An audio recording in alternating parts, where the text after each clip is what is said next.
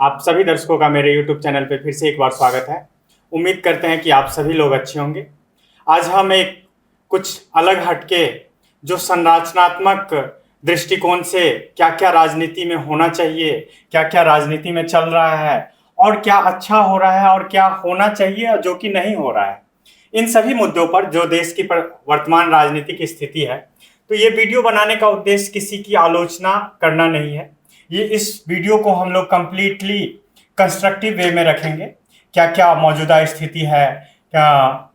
और हम इस वीडियो में सब बहुत ही मैच्योर लोग जो कि प्रेजेंटली बीटेक भी कर चुके हैं, अभी आईआईटी जैसे संस्थान से एमटेक कर रहे हैं, तो उन्होंने अपने लाइफ में जो भी चीज़ें देखा है और किताबों के माध्यम से जो भी ज्ञान अर्जन किया है, उन सभी चीज़ों के आधार पे, तथ्यों के आधार पे हम लोग अभी देश की मौजूदा स्थिति, फिर जो चुनाव चल रहा है और क्या क्या मुद्दा होना चाहिए, किन किन मुद्दों पर विशेषकर फोकस करना चाहिए, किन चीज़ों में हम लैग कर रहे हैं, या फिर हम जो डेटा दे रहे हैं उसमें कितनी सच्चाई है, या जो वर्तमान स्थिति है, जो धरातल पे जो स्थिति है और जो दिखाया जा रहा है उसमें कितना का डिफरेंस आ रहा है, या फिर जो देश की मीडिया है वो हमारी जो जमीन की आवाज़ है वो वहाँ तक पहुँचा पा रही है, या फिर ऐसा नहीं लग रहा है कि मीडिया बस दो भागों में बढ़ चुका है, या तो एक पूरा का पूरा सपोर्ट कर रहा है या एक पूरा का पूरा अगेंस्ट चल रहा है।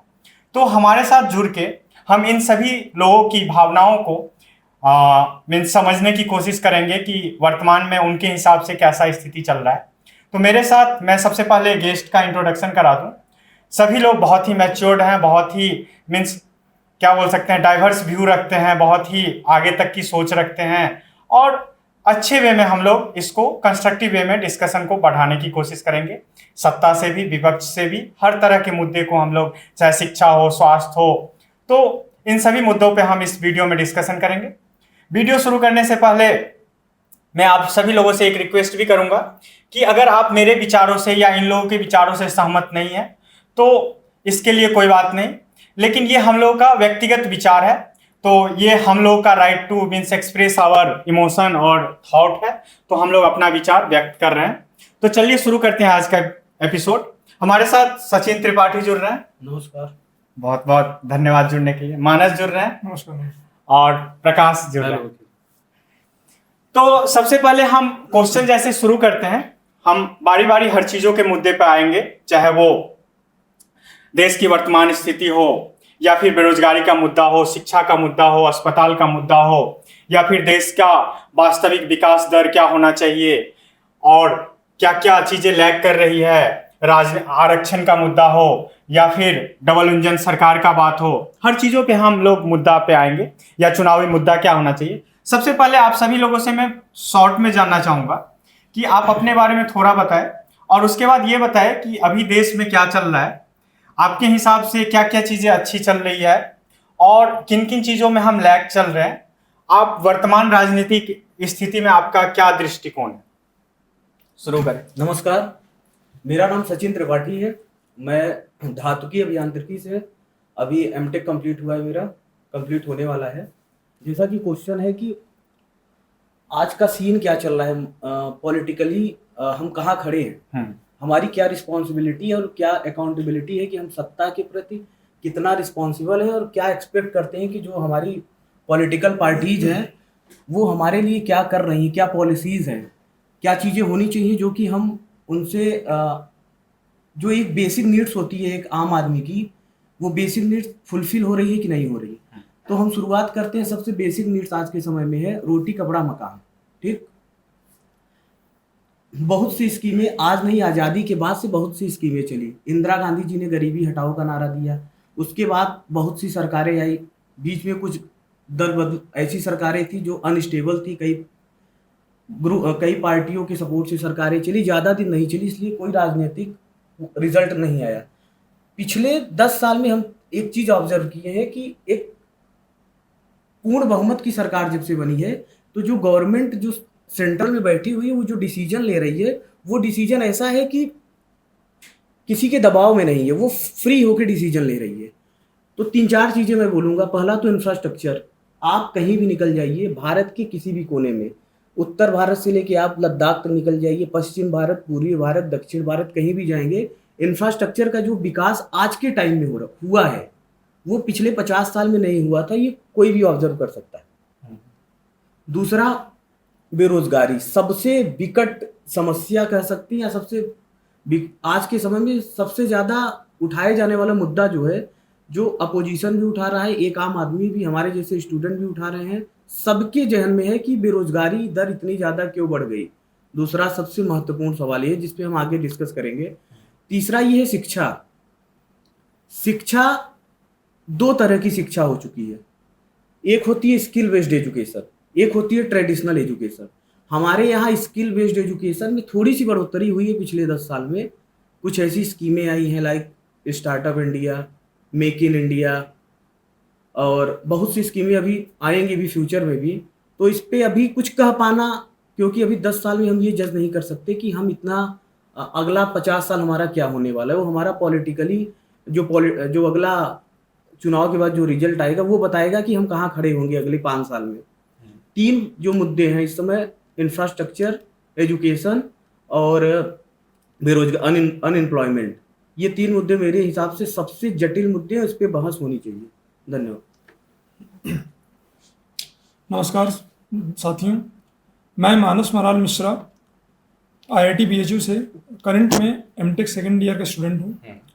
जैसा कि मेरे साथी ने कहा कि इंफ्रास्ट्रक्चर डेवलपमेंट की ओर हमें बात करना है, वो तो जाहिर सी बात है, उससे कोई भी व्यक्तिगत रूप से भी और सहमत रहेगा कि हाँ, इस देश में इंफ्रास्ट्रक्चर डेवलपमेंट हुआ है।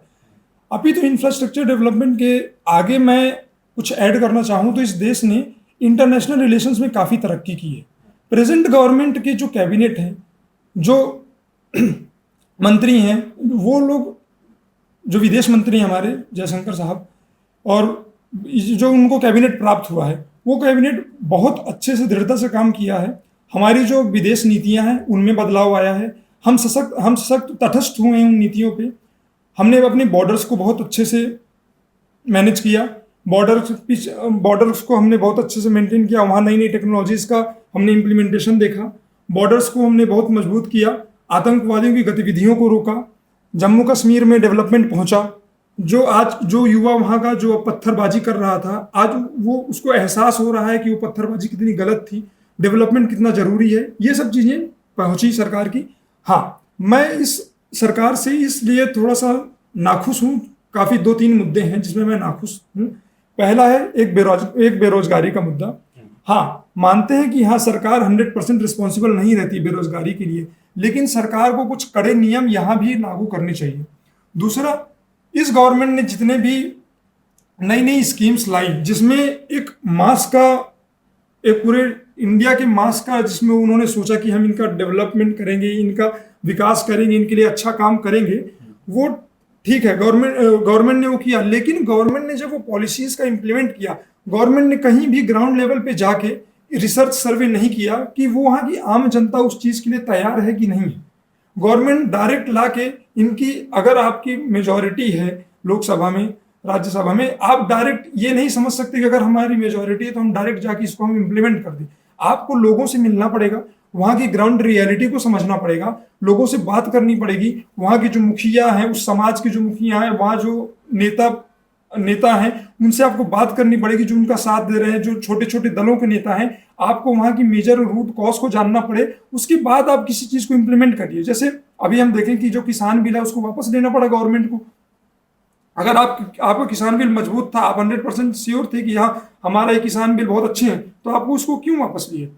आप तटस्थ रहते अपने डिसीजन पे। आपने ग्राउंड सर्वे नहीं किया, आप गए और आप जाके सीधा बोल दिए कि हम ये किसानों के लिए करेंगे, ये गारंटी दी आपने। फिर आपने गारंटी दी तो आपने उनको वापस क्यों लिया? कुछ किसानों के लिए आपने अच्छा सोचा तो कुछ किसानों के लिए उससे नुकसान हो रहा होगा। ये सब चीज़ें जो सरकार की बीच में जो लूप होल्स आ रहे हैं, सरकार इन पे फोकस नहीं कर पा रही। दूसरा मुद्दा है महंगाई का। महंगाई का मुद्दा भी इस देश में बहुत चरम पे है, क्योंकि बेरोजगारी ही डायरेक्ट महंगाई पे इन्फ्लुएंस डालती है। अगर अब कोई युवा बेरोजगार हो रहा है, उसके पास रिसोर्स नहीं है, पैसा नहीं है, तो वो चीज़ें, अच्छी अच्छी चीज़ें अफोर्ड नहीं कर पाएगा। तो ये सब चीज़ें हैं जिस पे हम आगे चर्चा कर सकते हैं। हेलो अखिल, मेरा नाम प्रकाश शर्मा है। मैं MTech second year electrical engineering का छात्र हूँ।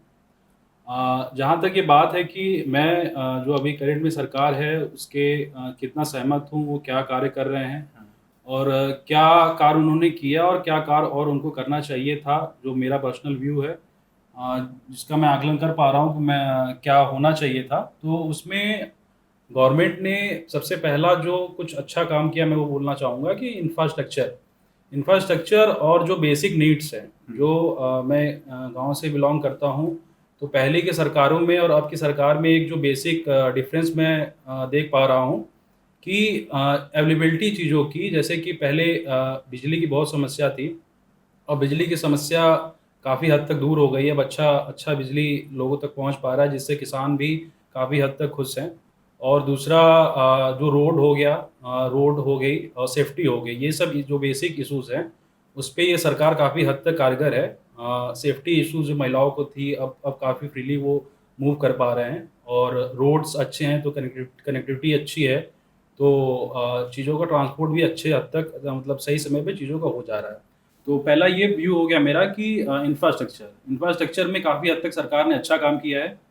दूसरा जो सबसे बड़ा मुद्दा है, जो जिस पे सरकार बोलने से बच भी रही है, वो है अनएम्प्लॉयमेंट, जिस पे हमारे साथियों ने बोला भी। अनएम्प्लॉयमेंट एक बहुत बड़ा मुद्दा है, सरकार को इसको सीरियस लेना चाहिए। और क्योंकि मैक्सिमम इस समय जो हमारे देश में यूथ हैं, जो अभी कोविड की वजह से भी काफ़ी लोगों का एज का इशू हुआ, एम्प्लॉयमेंट को लेके मैक्सिमम लोग जो हैं वो लोअर मिडिल क्लास से बिलोंग कर रहे हैं, तो वो गवर्नमेंट जॉब की तरफ काफ़ी, खासकर यूपी बिहार में तो गवर्नमेंट जॉब की तरफ ही वो अग्रसर रहते हैं।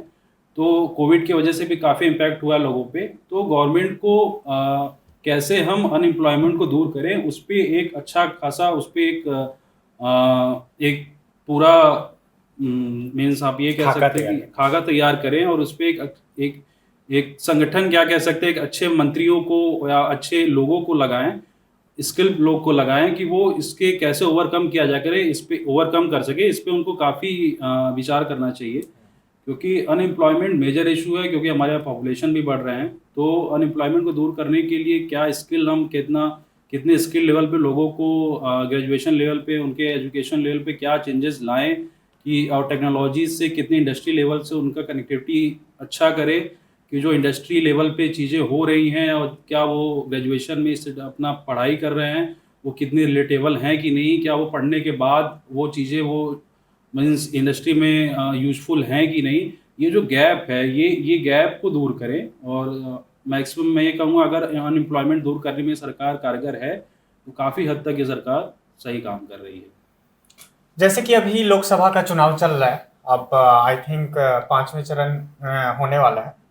तो चुनावी मुद्दा, दो चीज इस क्वेश्चन में हम दो चीज कवर करने की कोशिश करेंगे कि आपके हिसाब से वर्तमान की स्थिति के आधार पे, चाहे वो गांव की आवश्यकता हो या शहर की आवश्यकता हो या पूरे देश की आवश्यकता हो, तो चुनावी मुद्दे क्या होना चाहिए, क्या होने चाहिए और क्या हो रहा है, दोनों पे थोड़ा थोड़ा फोकस करना है। और वे कौन से मुख्य 5 कार्य हैं, मतलब 5 कार्य या 2-3 भी बोल सकते हैं, अगर उस चीजों को सुधार किया जाए तो देश की जनता का जो वो नौकर बनने का प्रवृत्ति है या फिर किसी पे आधारित निर्भर रहने का प्रवृत्ति है, चाहे वो अनाज के लिए हो या फिर दूसरे लाभ के लिए हो, तो वो कौन से ऐसे कार्य हैं जिसको अगर किया जा सके तो देश के नागरिक खुद सबल हो जाए, खुद उतना आत्मनिर्भर हो जाए और देश के विकास में अपना योगदान प्रोवाइड करे। देखिए, जहाँ तक वर्तमान चुनाव की बात है, तो अगर हम थोड़ा पीछे जाएं, इतिहास उठा के देखें, तो भारत के इतिहास में हमेशा से लोक लुभावने वादे जो हुए हैं, जिसकी वजह से लोगों को भ्रमित किया गया है। ये आज का नहीं, पूरी दक्षिण भारत की राजनीति लोक लुभावने वादे पे चलती है।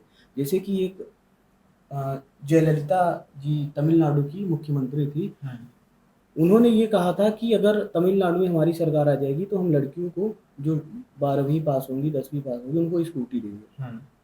तो पूरी दक्षिण की राजनीति जो है वो केवल लोक लुभावने वादों पे है। तो जैसे वर्तमान सरकार की जो कुछ योजनाएं ऐसी हैं, जैसे 5 kilo ration per unit, 5 kilo ration, अगर एक परिवार में जितने कैंडिडेट हैं, अगर उसका राशन कार्ड बना हुआ है गरीबी रेखा वाला, आजकल तो सबको मिल रहा है राशन, तो वो 5 किलो राशन से लोग इतना ज़्यादा इन्फ्लुएंस हो जा रहे हैं। उनके लिए जो बेसिक मुद्दे हैं, जैसे बेरोजगारी, शिक्षा, प्रशासन तगड़ा होना चाहिए। वो 5 किलो राशन कहीं डोमिनेट कर जा रहा है इन जो बेसिक नीड्स पे। तो सबसे ज्यादा जरूरी आज के समय में ये है कि लोगों को जागरूक करना है। ये केवल सरकार का काम नहीं है, बहुत से एनजीओज हैं, बहुत से सिविल सोसाइटीज हैं जिनका जो लगातार काम कर रही हैं, लेकिन उनके पास उतना रिसोर्स नहीं कि लोगों को ये एहसास दिलाया जाए कि आपका व्यक्तिगत आप किस लिए यहाँ पे हैं, आपकी कुछ बेसिक नीड्स होंगी, उसके लिए आप वोट देने जाएं। जब वोट देने जाएं तो आपके दिमाग में ये ना हो कि ये सरकार हमको ये फायदा दे रही है। वो फायदा टेम्परेरी है, आपको परमानेंट सोल्यूशन खोजना है। उसके लिए अगर आपको रोजगार मिल जाएगा, रोजगार मिलेगा तो आप पूरी लाइफ उसके थ्रू अपनी पूरी लाइफ कमाई करेंगे, एक रिसोर्स कलेक्ट करेंगे, घर बनवाएंगे, लड़कों को पढ़ाएंगे, पूरी पीढ़ी आपकी सुधर जाएगी। अगर आप मेन मुद्दों पे बात करेंगे, अगर आप ये कहेंगे कि सरकार हमको खाना खिलाए, सरकार हमको बेरोजगारी भत्ता दे, सरकार हमको आने जाने का किराया दे, तो इससे क्या होगा, भारत का जो कर्जा है केवल कर्जे में बढ़ोतरी होगी, लोगों का जीवन स्तर नहीं सुधरेगा। ये हम आज नहीं 50 साल तक अगर ये इसी तरीके की राजनीति होती रहेगी, फ्री में बांटने की, जैसे दिल्ली सरकार का उदाहरण हम ले लेते हैं, बहुत अच्छी सरकार थी, एक अच्छे आंदोलन के बाद उपजी हुई सरकार थी। कोई भी पार्टी अगर आंदोलन के बाद उपजती है, जैसे कांग्रेस, एक लंबा चौड़ा आंदोलन हुआ, स्वतंत्रता संग्राम, उसके बाद कांग्रेस आई, लोग बहुत उम्मीद लगा के देखे कि ये कुछ अच्छा होगा, लेकिन फिर वही हुआ जो नॉर्मली होना चाहिए। राजनीति का जो स्तर है इतना नीचे गिर चुका है कि लोग भ्रष्टाचार, परिवारवाद, केवल इसमें राजनीति घूम के रह जा रही है। तो हमको लोगों को समझाना होगा, ये हमारी, आपकी और समाज की जिम्मेदारी है कि हमारी बेसिक नीड्स है क्या। हम जब वहाँ वोट देने जाते हैं तो हमारे दिमाग में जाति आती है, किस जाति से कैंडिडेट है, पार्टी आती है, कौन सी पार्टी से है। हमारे दिमाग में ये कैंडिडेट ये नहीं आता कि ये कैंडिडेट, कभी कभी आप ऐसे देखो, जैसे आपके बिहार की आनंद मिश्रा जी आईपीएस थे, बक्सर से वो यूपी में आईपीएस थे, शायद गोंडा अयोध्या में भी रहे हैं। वो यहाँ से रिजाइन देने के बाद वहां से सांसदी का चुनाव इंडिपेंडेंट लड़े। मैं व्यक्तिगत उनका सपोर्ट या उनके अगेंस्ट में बात नहीं कर रहा हूँ, लेकिन अगर जो व्यक्ति आज के समय में अपनी पूरा कैरियर छोड़ के राजनीति में जा रहा है तो उसके पास कुछ विजन होगा, एक पढ़ा लिखा वर्ग से आ रहा है वो, तो वो क्या, उसके मुद्दे क्या होंगे, बेरोजगारी होगा, एजुकेशन होगा। उसके दिमाग में ये नहीं होगा कि हम इस जात से हैं, हमको लोगों को केवल चाशनी देनी है, केवल आदि बनाना है। तो ऐसे लोगों को राजनीति में आने की जरूरत है, जो परिवारवाद की राजनीति चल रही है। व्यक्तिगत रूप से मैं 2 पॉइंट उठाना चाहूंगा। मेरा लोकसभा क्षेत्र प्रयागराज है, 52 लोकसभा क्षेत्र, वहां पे भारतीय जनता पार्टी की तरफ से नीरज त्रिपाठी कैंडिडेट हैं। अपोजिशन में इंडी अलायंस की तरफ से उज्जवल रमण सिंह है। दोनों लोग का व्यक्तिगत इतिहास अभी आप सुनेंगे। दोनों लोग केवल अपने पिता की, होता नहीं कि पिता विरासत को संभालने के लिए आए, उनको ग्राउंड रियलिटी का कोई अंदाजा नहीं। एक लोग वकीली पेशा है, एक लोग पॉलिटिक्स में है, पर उतना इन्फ्लुएंसिव पॉलिटिक्स नहीं है।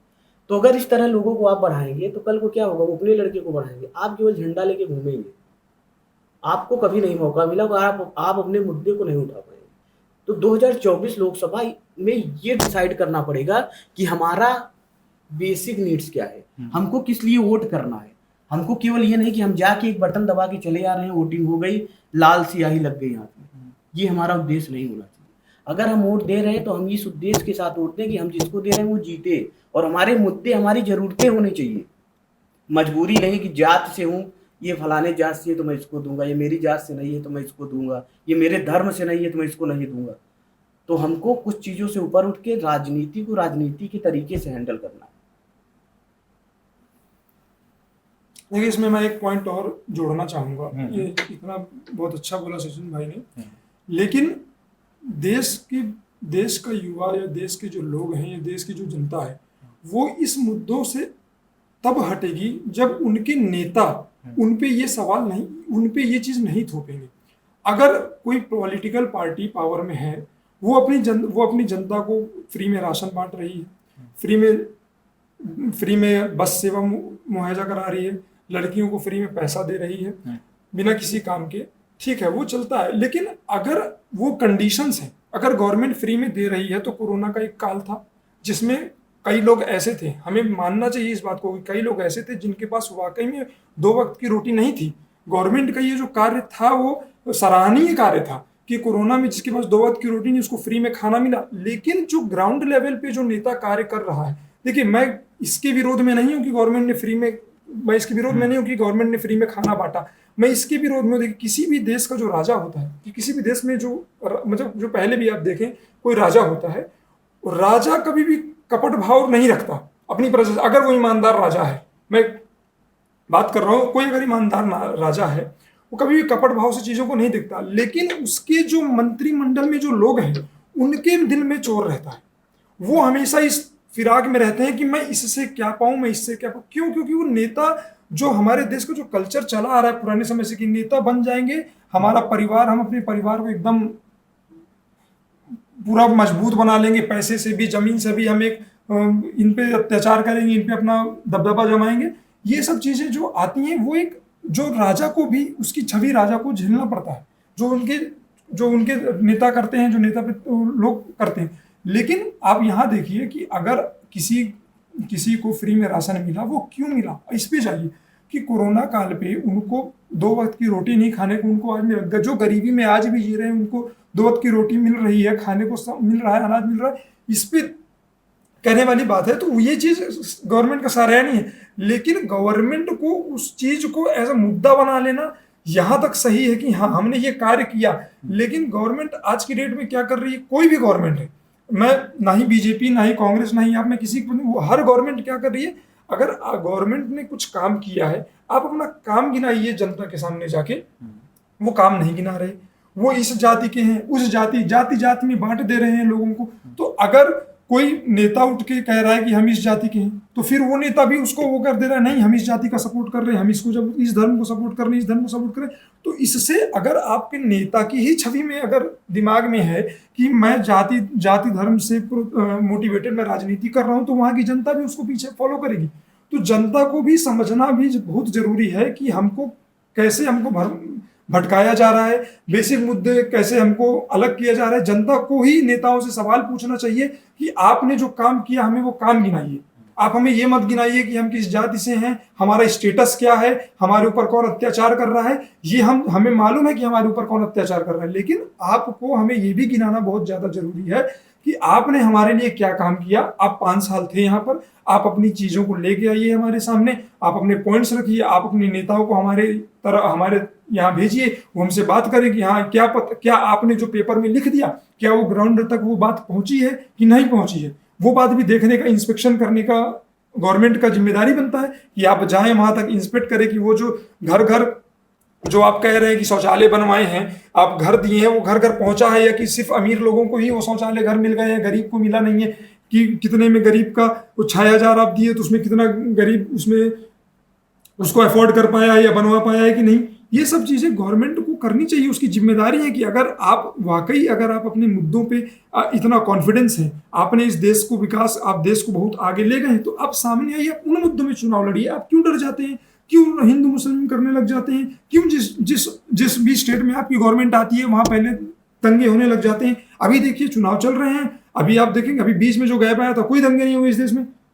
जैसे ही आप स्टेट गवर्नमेंट के चुनाव आते हैं, यहाँ इस धर्म के दंगे होने, धर्म से मोटिवेटेड दंगे होने लग जाते हैं, जाति से मोटिवेटेड दंगे होने लग जाते हैं। ये सब बहस डिबेट में हो जाती है। शिक्षा, आपने क्या डेवलपमेंट किया, गरीब के लिए आपने क्या किया, उनके लिए ये सब किया, ये सब मुद्दे आप देश में, ये सब चर्चाएं कीजिए ना। आप देश में अपने प्रतिनिधित्व को भेजिए, वो जो इस चीजों को आगे लेके जाए। प्रैक्टिकल बातें करनी चाहिए हमें, ऐसी बातें नहीं करनी चाहिए कि हाँ ये आपको परेशान कर रहा है, ये आपको दबा रहा है। तो जो ये अपीसमेंट की जो पॉलिटिक्स है अपने देश में, वो आज भी, पहले भी वही थी, आज भी वही है, और ये चलती आ रही है। इस पे कोई ना कोई रोक लगानी बहुत जरूरी है कि आप जो वाकई जो मुद्दे हैं जिसमें आप कॉन्फिडेंस, उन मुद्दों के साथ चुनाव लड़िए। तो मेरा यही बस कहना है। देखिए, मैं संक्षेप में कहना चाहूँगा, चुनावी मुद्दा जो होता है, अगर आप चुनाव सेंट्रल का है, लोकसभा चुनाव है, विधानसभा चुनाव है, तो जो सेंट्रल के चुनाव में जो मुद्दे होते हैं, एक विधानसभा के चुनाव में जो मुद्दे होते हैं, तो मेरा ये मानना है कि सेंट्रल पे जब कोई भी मुद्दा या कोई भी डिसीजन गवर्नमेंट लेती है, तो वो ओवरऑल कुछ लुभावने वादे देती है, बीजेपी गवर्नमेंट थी, इन्होंने 15 लाख कुछ ऐसी बातें बोली थी, मोदी ने भी बोली थी। अभी कांग्रेस आ रही है, कांग्रेस ने भी बोला कि हम 8,333 कितना पैसा महिलाओं के अकाउंट में डाल देंगे। तो ये लुभावने वादे होते हैं, वो हद तक मेरे हिसाब से अगर लोग उसको देख के मैक्सिमम जो एक थोड़ी शिक्षित जनता है वो उसको देख के वोटिंग नहीं करती है। क्योंकि अगर हम महिलाओं को देखेंगे तो महिलाओं का सबसे बड़ा मुद्दा होता है कि सुरक्षा व्यवस्था उनके लिए अच्छी होनी चाहिए, अच्छा एजुकेशन होना चाहिए। ठीक है, आप मैनिफेस्टो में अपनी लाते हैं, वो क्या करते हैं वो नहीं करते हैं वो बात की बात है। मैक्सिमम गवर्नमेंट ना ही करती है, वो कुछ कुछ लोग पहुंचा पाते हैं, कुछ लोग नहीं पहुंचा पाते। पर चुनावी मुद्दा जो होना चाहिए विधानसभा का चुनाव में, हमको जो लगता है अगर विधानसभा चुनाव हो रहा है तो जो वहाँ के लोकल विधायक हैं, उनके सांसद है कोई, वो हर अपनी विधानसभा में जाके हर सबकी चुनावी मुद्दा नहीं देख सकता, नहीं सबको डील कर सकता इंडिविजुअल लेवल पे। तो जो विधायक है वो चुनावी मुद्दा को, अगर उसकी सरकार है तो जो भी सरकार की चुनावी मुद्दा उसको लेके क्या लोकल लोगों को परेशानी है, इंडिविजुअल लेवल पे लोग किससे किससे क्या फेस कर रहे हैं, क्या चीज़ें ओवरऑल होनी चाहिए, एक पूरा उनको रिजल्ट निकालना चाहिए। जैसे कोई भी बनारस में जैसे 8 विधानसभा क्षेत्र है तो हर विधानसभा में एक सांसद को जाके हर विधायक से ये रिपोर्ट लेना चाहिए कि क्या काम होना चाहिए, क्या क्या क्या यूथ जो है वो किससे फेस कर रहा है, कोई अगर सीनियर पर्सन है तो वो किस चीज़ से फेस कर रहा है, एजुकेशन में कहाँ लैक आ रहा है, क्या हॉस्पिटल्स नहीं उस एरिया में इतने अवेलेबल हैं, क्या क्या इश्यूज़ हैं मेनली किससे लोग फेस कर रहे हैं। तो जो लोकल्स का जो ग्राउंड लेवल पे जो लोग फेस कर रहे हैं, क्या मेन चीज़, अगर सरकार उनको वो चीज़ों को फुलफ़िल करने में कंप्लीट है, चाहे वो विधायक से सपोर्ट से, चाहे सांसद के सपोर्ट से, अगर वो चीज़ें फुलफ़िलमेंट हो जा रही हैं, अगर ग्राउंड लेवल पे भी इतना काम हो जा रहा है तो हम मान रहे हैं कि कोई भी सरकार हो तो वो एक सफल सरकार होगी। अगर 100% में अगर 40% भी लोगों का अगर चीज़ें फुलफ़िल हो जा रही हैं तो एक अच्छा ये मुद्दा हो। मेरे हिसाब से मुद्दा यही होना चाहिए कि जो लोग लोकल फेस कर रहे हैं उनका रिपोर्ट ले सरकार अपने सांसद या विधायक के माध्यम से, हर 6 महीने में या साल भर में एक अपडेट ले, क्या रिपोर्ट आए, उस रिपोर्ट पे सरकार को अपना मुद्दा लेके आगे आना चाहिए। जैसा कि मैं एक चीज यहाँ पे मेंशन करने का कोशिश करूंगा कि अधिकार और कर्तव्य दोनों साथ साथ आते हैं। तो अगर हम डिमांड करेंगे, जिस चीज की डिमांड करेंगे सरकार वही अपने संकल्प पत्र में लेके आएगी। अगर हमने 370 की मांग की तो सरकार के संकल्प पत्र में 370 था। या फिर और भी जो डिमांड करते हैं, जैसे हम फ्री वाले सामान पे हम ज़्यादा अटेंशन देते हैं तो सरकार वो चीज़ें लेके आती है। तो जैसा कि आप सभी लोगों ने मेंशन किया कि धर्मवाद, जातिवाद, तो इसके जिम्मेदार सरकार है या जनता है? अगर हम उस चीज़ को, अगर हम लोग इम्पोर्टेंस ना दे, वोट गिराने के समय अगर इन चीज़ों का ध्यान रखें, तो क्या ये मुद्दा अपने आप गायब नहीं हो जाएगी सरकार से? और अगर ये गायब हो जाएगी तो इसको गायब करने के लिए, इन चीज़ों को हटाने के लिए, जनता के मानसिकता से इन चीज़ों को हटाने के लिए, क्योंकि जब तक हम एज ए सिटीजन इन सब चीज़ों को देखेंगे, सरकार हम जो देखेंगे सरकार हमारे सामने वही लेके आएगी, क्योंकि उनको फाइनली वोट बैंक चाहिए। तो इन चीज़ों को कैसे जनता की मानसिकता से हटाया जा सकता है? अगर मीन्स अपना अपना व्यू पॉइंट रख सकते हैं, अगर दूसरे के विचारों से सहमत है तो सीधा सीधा फिर दूसरे क्वेश्चन। देखिए, जनता के दिमाग से अगर आपको ये निकालना है कि आपको एक सही नेता चुनना है, आपके मुद्दे आपके अकॉर्डिंग होने चाहिए, कोई उसको किसी से आप इन्फ्लुएंस ना हो कि जो वो कह रहा है वही मुद्दा मेरा होना चाहिए। इसके लिए जागरूकता सबसे छोटी सी चीज है। वो जागरूकता कौन लाएगा? उसके लिए आपको अपने अधिकार पता होने चाहिए। फंडामेंटल राइट में आर्टिकल 12 से लेके 35 तक फंडामेंटल राइट दिया गया संविधान में, और 36 से लेके 51 तक मूलभूत। ठीक, तो जितने भी लोग लुभावने वादे हैं ये हमारे फंडामेंटल राइट्स का पार्ट नहीं है। ये हमारे जो ये फंडामेंटल ये directive principle of state policies, ठीक, ये क्या है कि लोगों की जरूरतों को पूरा करने के लिए संविधान में एक अलग से वो डाला गया है कि जो आप फंडामेंटली आप कोर्ट जाके नहीं ले सकते, उसके लिए सरकार आपको कुछ कानून बनाएगी, उसके थ्रू आपको आपके जरूरत की चीज, जैसे ये राशन वाली बात हुई, ये फंडामेंटल राइट नहीं है, वे वेलफेयर स्कीम्स है।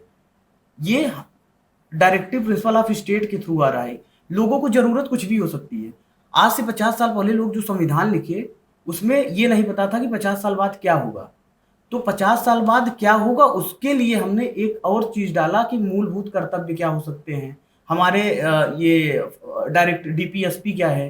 तो इसके थ्रू 3-4 चीजें ऐसी डाली गई, जैसे अभी आपने सुना होगा कि उत्तराखंड की सरकार है वो एक कानून ला रही है, सिविल आर्टिकल 44 में है, कौन सा, हाँ, यूनिफॉर्म सिविल कोड। ये हमारा फंडामेंटल राइट नहीं, कोई मांग नहीं सकता कि मैं कोर्ट में जाऊंगा कि मुझे ये चाहिए यूनिफॉर्म सिविल कोड।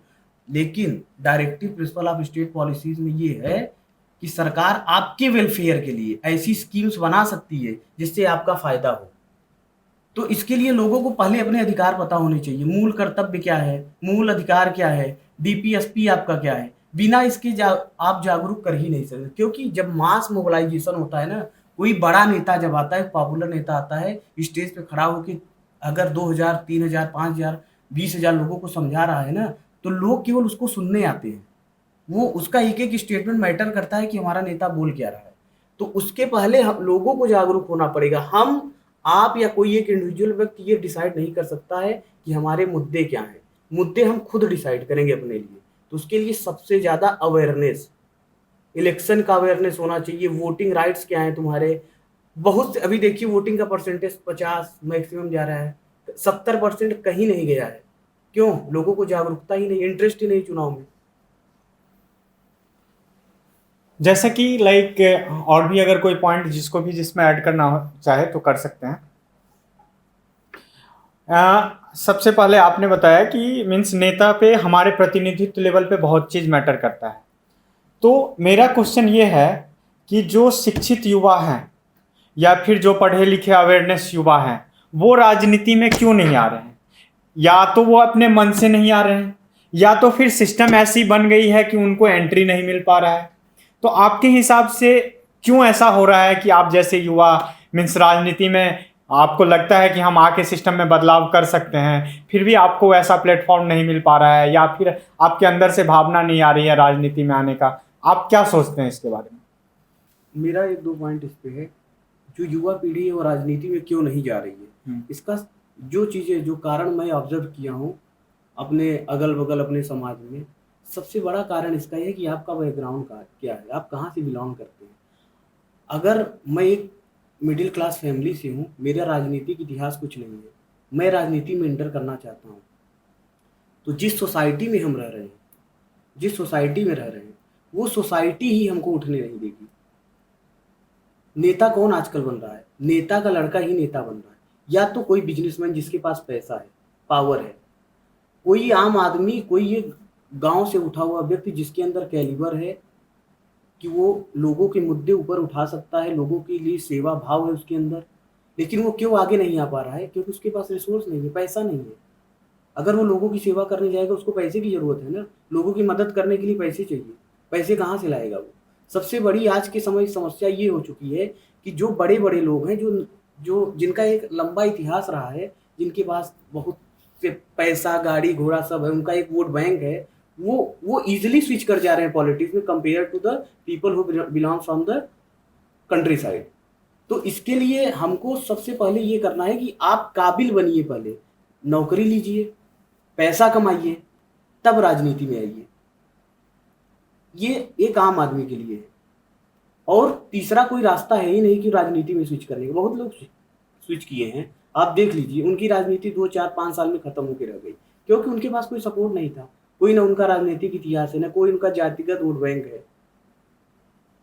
कहीं ना कहीं इसके जिम्मेदार हम जानता भी है कि हम ऐसे आदमी को वोट नहीं दे रहे हैं, या फिर ऐसे आदमी को क्या बोलते हैं उत्साहित, या फिर उनको आगे प्लेटफॉर्म पे आने नहीं दे रहे हैं, क्योंकि फाइनली हमारे पे डिपेंड करता है कि हम वोट दे के अगर एक सामान्य नागरिक को, अगर हमारे समाज से है, अगर उसके विचार अच्छे हैं, उसका क्या बोलते हैं फ्यूचर विजन अच्छा है, अगर हम उसको वोट करेंगे तो निश्चित ही कोई भी राजनीतिक पार्टी ऐसे ही लोगों को वोट देती है जो पॉपुलर हो, उनको लगे कि ये जीत के आएगा। तो कहीं ना कहीं उसके एक हद तक हम जनता भी जिम्मेदार हैं कि हम ऐसे ही लोगों को वोट दे रहे हैं।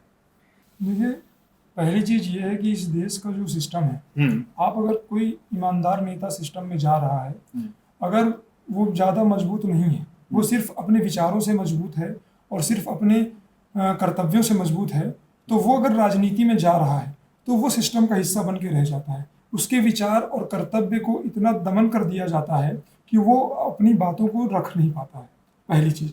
दूसरी चीज़ ये है कि इस देश में जो अपीजमेंट की जो पॉलिटिक्स है, और जो जातिगत पॉलिटिक्स है ये बहुत ज़्यादा इन्फ्लुएंस कर रही है कि अच्छे नेता इससे ऊपर नहीं उठ पा रहे हैं।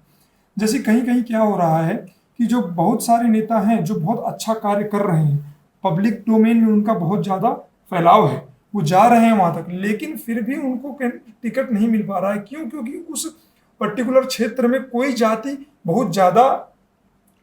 की जो जनसंख्या है वो बहुत ज़्यादा मात्रा में है, तो पॉलिटिकल पार्टी क्या करें, नहीं इस जाति की यहाँ पर ज़्यादा काउंटिंग है तो हम उन्हीं का कोई नेता खड़ा करें जो, लेकिन कहीं ना कहीं ये ठीक है कि हाँ चलो वही नेता उनका बात सुनेगा, लेकिन इनको ये कॉन्फिडेंस भी होना चाहिए। जब आप किसी लायक को दे रहे हैं टिकट तो ये कॉन्फिडेंस आपको अंदर आना चाहिए कि वो सबके बारे में सोचेगा, अपनी जाति के बारे में नहीं सोचेगा सिर्फ। तो ये चीजें हैं जो इस देश में मिसिंग हैं। आप जाति के आधार पर आप टिकट का वितरण कर रहे हैं, किसी को जो वाकई जो नेता है जो काम करने के लिए तत्पर है उसको आप टिकट नहीं दे रहे हैं। तो इससे क्या हो जाता है, हीन भावना मन में जन्म लेती है कि मुझे टिकट नहीं मिली, मैंने इतना कार्य किया लोगों के लिए, सबके लिए मैं भला सोचा, लेकिन फिर भी मैंने कार्य नहीं किया और टिकट किसी और को मिल गई। तो इस चीज पे विचार करना चाहिए। तो एक मेरा क्वेश्चन रहेगा, एक छोटा सा एक एग्जाम देते हैं रेलवे का, उसमें भी शिक्षा की कुछ ना कुछ वो स्टैंडर्ड रहता है कि 12 चाहिए, ग्रेजुएशन चाहिए, लेकिन अभी तक सांसद का चुनाव हो या फिर गांव के मुखिया का चुनाव हो या कोई भी चुनाव हो, मीन्स जनरली सब इलेक्शन में अभी तक क्यों प्रतिनिधि में शिक्षा की कुछ अनिवार्यता अभी तक क्यों नहीं सुनिश्चित की गई है? क्या उसे करना चाहिए? क्या उसका इम्पैक्ट बदलेगा अगर अनिवार्यता शिक्षा आ जाए तो? या फिर हम ऐसे अगर शिक्षित व्यक्ति पहुंचेंगे, क्योंकि वही कानून बनाएंगे, वही पूरा संचालन करेंगे, तो अगर उनका विचार जितना डाइवर्स होगा वो किसी समस्या को उतने एंगल से देख के उतने तरह से उसका सॉल्यूशन लाने की कोशिश करेंगे, तो जैसा हम राजा चुनेंगे वैसा ही हमको फल भी मिलेगा। तो क्या आपको लगता है कि शिक्षा की अनिवार्यता उस टाइम जिस टाइम बनाया गया था उस टाइम की तो अलग बात थी, क्या अब लागू कर देनी चाहिए?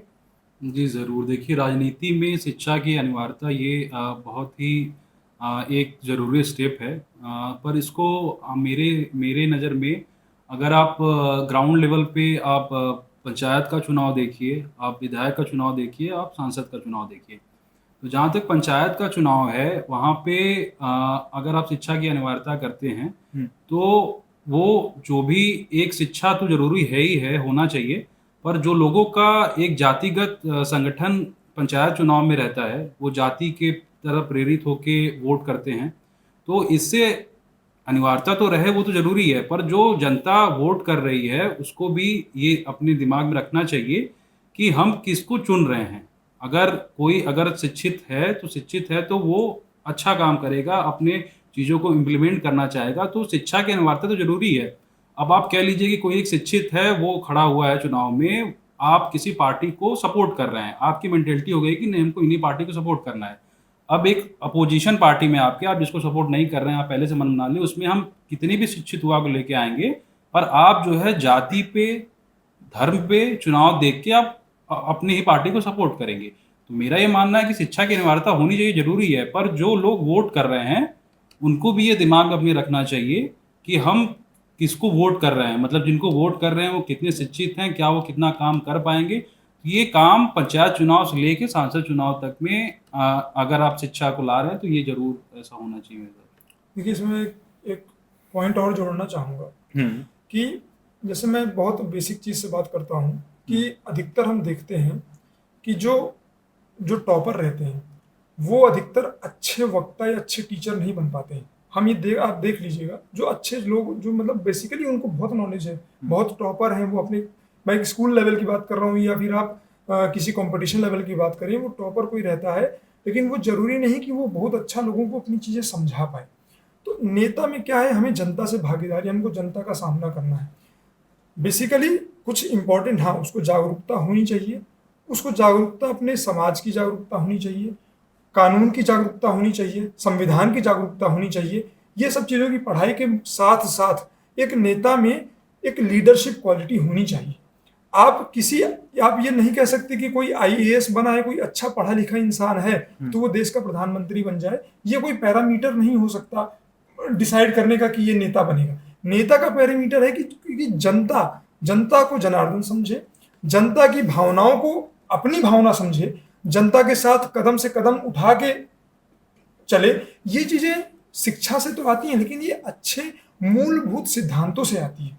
शिक्षा से हम ये सब चीजें तो नहीं पा सकते। शिक्षा से आप एक रटंत विद्या पा सकते हैं, लेकिन जब तक आपने कोई कार्य नहीं किया, आप किसी संगठन से नहीं जुड़े, किसी अच्छे कार्य से नहीं जुड़े, आपके अंदर जनता से लड़ने, जनता के मुद्दों को लड़ने की अंदर ललक नहीं है, तो आप अच्छे नेता नहीं होंगे, आप चाहे जितने पढ़े लिखे हों। हम देख रहे हैं हमारे देश में कई ऐसे आईआईटी ग्रेजुएट्स भी हैं, लेकिन वो अच्छे नेता नहीं बन पाए हैं।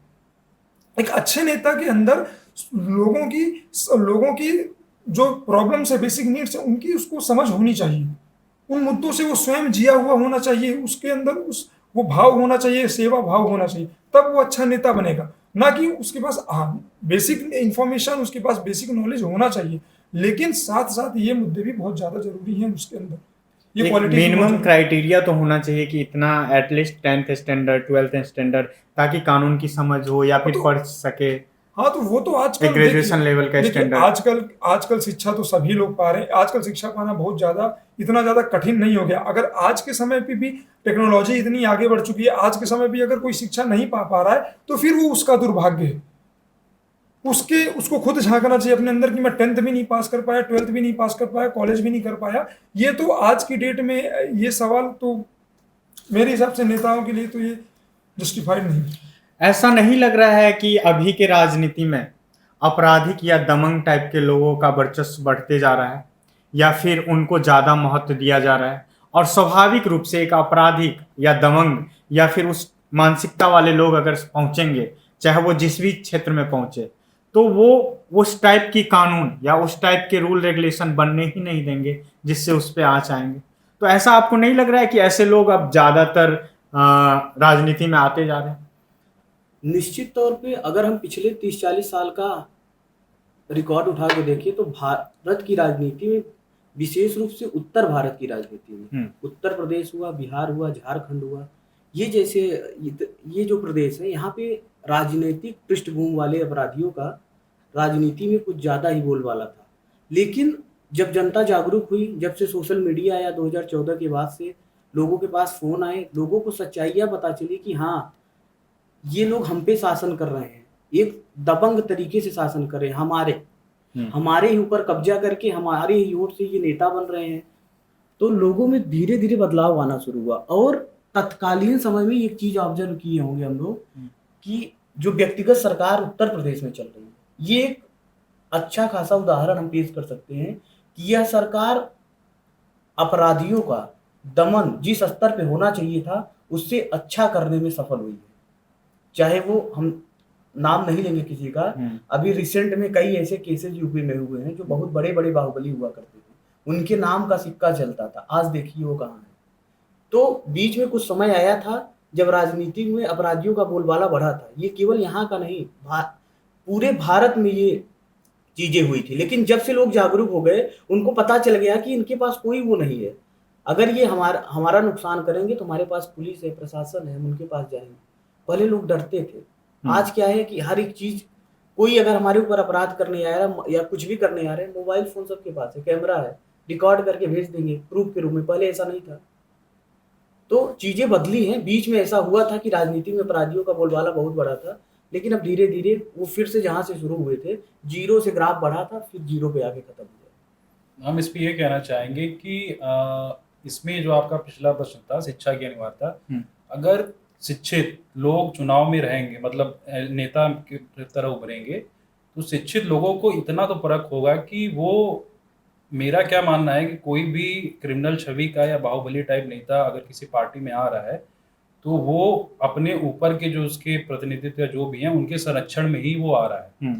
तो वो अपने एज ए यूज उसको कर रहे हैं, या जिस पर्पज से उनको लेके आ रहे हैं, उनका एज ए यूज हो रहा है। ये यूपी या कहीं के भी आप अगर आप उठा के देखेंगे, तो आपको इलेक्शन में या जो भी इनकी पॉलिटिक्स चल रही है, आपको समझ में अच्छा खासा आ जाएगा कि कोई भी बाहुबली नेता क्यों गया है, क्यों रखा गया है, और कितना उसका यूज हुआ है, और वो किस पर्पज से है उस पार्टी में। तो मेरा ये मानना है कि अगर थोड़ी सी शिक्षित लोग रहेंगे, अगर आप एक अच्छे प्रोफेसर्स कम्युनिटी से कोई आता है नेता नगरी में, या कोई नेता पॉलिटिक्स ज्वाइन करता है, तो उसको इतना परख तो रहेगा कि हमको किनको लेके आना है राजनीति में, हमारा जो जो हमारे नीचे आने वाले लोग हैं वो कैसे आने चाहिए और कौन से लोग अच्छी राजनीति कर सकेंगे, कौन से जो बेसिक नीड्स हैं ग्राउंड लेवल पे उसको आगे लेके आएंगे। तो मेरा मानना है कि बाहुबली या ऐसे लोग को जो राजनीति में अगर आपको आने से रोकना है तो आपको अपने लेवल पे एक शिक्षित लोग को आगे लेके जाना चाहिए। अगर वो शिक्षित रहेंगे और जो आगे की राजनीति देख सकेंगे, जैसे यूपी की गवर्नमेंट का ये बहुत अच्छा उदाहरण दिया सचिन जी ने कि जो यूपी गवर्नमेंट की सरकार अभी फिलहाल चल रही है तो वो आगे की राजनीति को बहुत अच्छे से समझ रहे हैं कि अगर हमको राजनीति आगे अच्छे से करनी है, हमको लोगों में एक सही मेंटेलिटी लेके आनी है, तो हमको इस क्रिमिनल की जो छवि है उसको हटाना पड़ेगा और उनको खत्म करके एक अच्छा एटमॉस्फेयर बनाना पड़ेगा। लाइक एक चीज होता है कि आप लोगों के हिसाब से पार्टी को प्रधानता देना चाहिए या फिर प्रतिनिधित्व लेवल पे हमारे प्रतिनिधि का चयन होना चाहिए, चाहे वो किसी भी पार्टी से हो, किस चीज को ज्यादा प्राथमिकता देनी चाहिए? इस पे मैं बोलना चाहूँगा कि ठीक है, पार्टी लेवल पे आप जैसे कह रहे हैं कि प्रतिनिधित्व लेवल पे बात करिए या आप पार्टी लेवल पे बात करिए, आपका दो प्रश्न मतलब ये दो मतलब बैलेंस दोनों में कैसे होना चाहिए? हाँ। तो मेरा ये मानना है कि ये डिपेंड करता है आज के परिप्रेक्ष्य में कि वो चुनाव कौन सा है। देखिए मैं आपसे बताऊं तो मेरा क्या मानना है कि अगर वो लोकसभा का चुनाव है तो आप एक दूरदर्शी एक सेंट्रल गवर्नमेंट को आप सपोर्ट कर रहे हैं, मेरा मानना है। तो ऐसा नहीं है कि सेंट्रल गवर्नमेंट कोई और का बने और आप जिनको चुन रहे हो किसी विपक्षी पार्टी का है तो काम आपका नहीं हो पाएगा। पर अगर आप सेंट्रल चुनाव कर रहे हैं, आप विधानसभा चुनाव की बात कर रहे हैं, आप पंचायत चुनाव की बात कर रहे हैं, मेरे नज़र में तीनों परिप्रेक्ष्य में आपका जो चुनाव जो आपका वोटिंग होना चाहिए वो तीनों में एक अलग अलग परिप्रेक्ष्य में होना चाहिए। अगर आप सेंट्रल गवर्नमेंट के चुनाव में जा रहे हैं तो आपका प्रतिनिधित्व एक ऐसा प्रधानमंत्री या ऐसा एक अच्छा नेता होना चाहिए जो फॉरेन पॉलिटिक्स में अच्छी काम कर सके, जो इंफ्रास्ट्रक्चर पे अच्छा काम कर सके। तो सेंट्रल लेवल के चुनाव में आप अपने प्रतिनिधित्व का सपोर्ट सेंट्रल में जो गवर्नमेंट है आप जिसको वोट कर रहे हैं उनको देख के मेरे हिसाब से 70-30 का रेशियो होना चाहिए। 70% आप सेंट्रल गवर्नमेंट को देखिए, 30% आप अपने प्रतिनिधित्व को देखिए। हो सकता है कि सेंट्रल गवर्नमेंट आपका जो प्रतिनिधित्व आप जिनको चाहते थे उनको न चुन के किसी और को चुनी हो, वो उनका अपना है कि वो किनको चुन रहे हैं, उनका जो भी है। पर मेरा मानना है कि अगर आप लोकसभा के चुनाव में है तो 70-30 का रेशियो होना चाहिए। विधानसभा का चुनाव है उसमें भी 60-40 65-35 का रेशियो होना चाहिए। हाँ, अगर आपका पंचायत चुनाव है तो वहाँ पे आप जाति धर्म से उठ के आप ऐसे लोग को चुनिए जहाँ पे आपका वोट एक अच्छा मायना रखता है पंचायत चुनाव में, जो चेंजेस ला सकता है आपके ग्राउंड लेवल पे। तो वहाँ पे आप धर्म जाति से ऊपर उठ के एक शिक्षित एक अच्छे नेता को चुनिए, क्योंकि एक पंचायत चुनाव का भी प्रतिनिधित्व तो आगे चल के आपका विधायक और सांसद बन सकता है। लाइक अभी तक हम लोगों ने बहुत सारे मुद्दे पे टॉपिक किया। आपके हिसाब से विपक्ष की क्या भूमिका होनी चाहिए और वर्तमान में जो विपक्ष है वो विपक्ष की भूमिका निभा पा रही है या नहीं निभा पा रही है? क्योंकि एक मीन्स सशक्त लोकतंत्र के लिए विपक्ष की भी उतनी ही भागीदारी होती है जितना कि शासन में जो लोग होते हैं।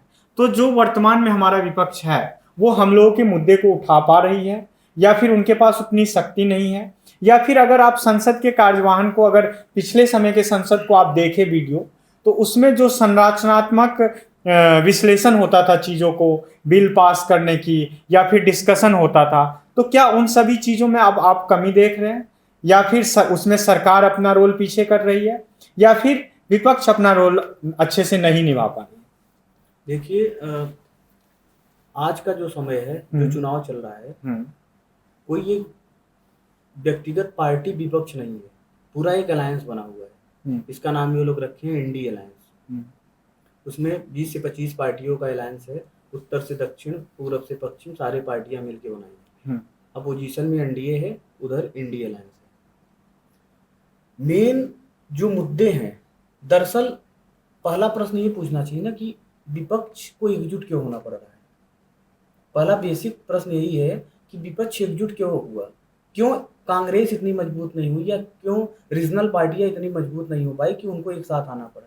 मतलब कहीं ना कहीं वो अपने आप में इतने कमजोर हैं कि लोगों के जो मुद्दे हैं, जो ग्राउंड रियलिटी है, जो उनकी ज़रूरतें हैं, वो ये सरकार के सामने नहीं उठा पा रहे हैं। इसका सीधा कारण ये है कि ये जो होता नहीं है कि सरकार, कोई भी पार्टी ऐसे नहीं चले, आपको सड़क पे उतरना होगा, आपको आंदोलन करना होगा, आपको लोगों के बीच बैठकें करनी होगी। ये पूरा प्रोसीजर है। वर्तमान में जितनी भी पार्टियां हैं सब एक परिवार बेस्ड हो चुकी हैं।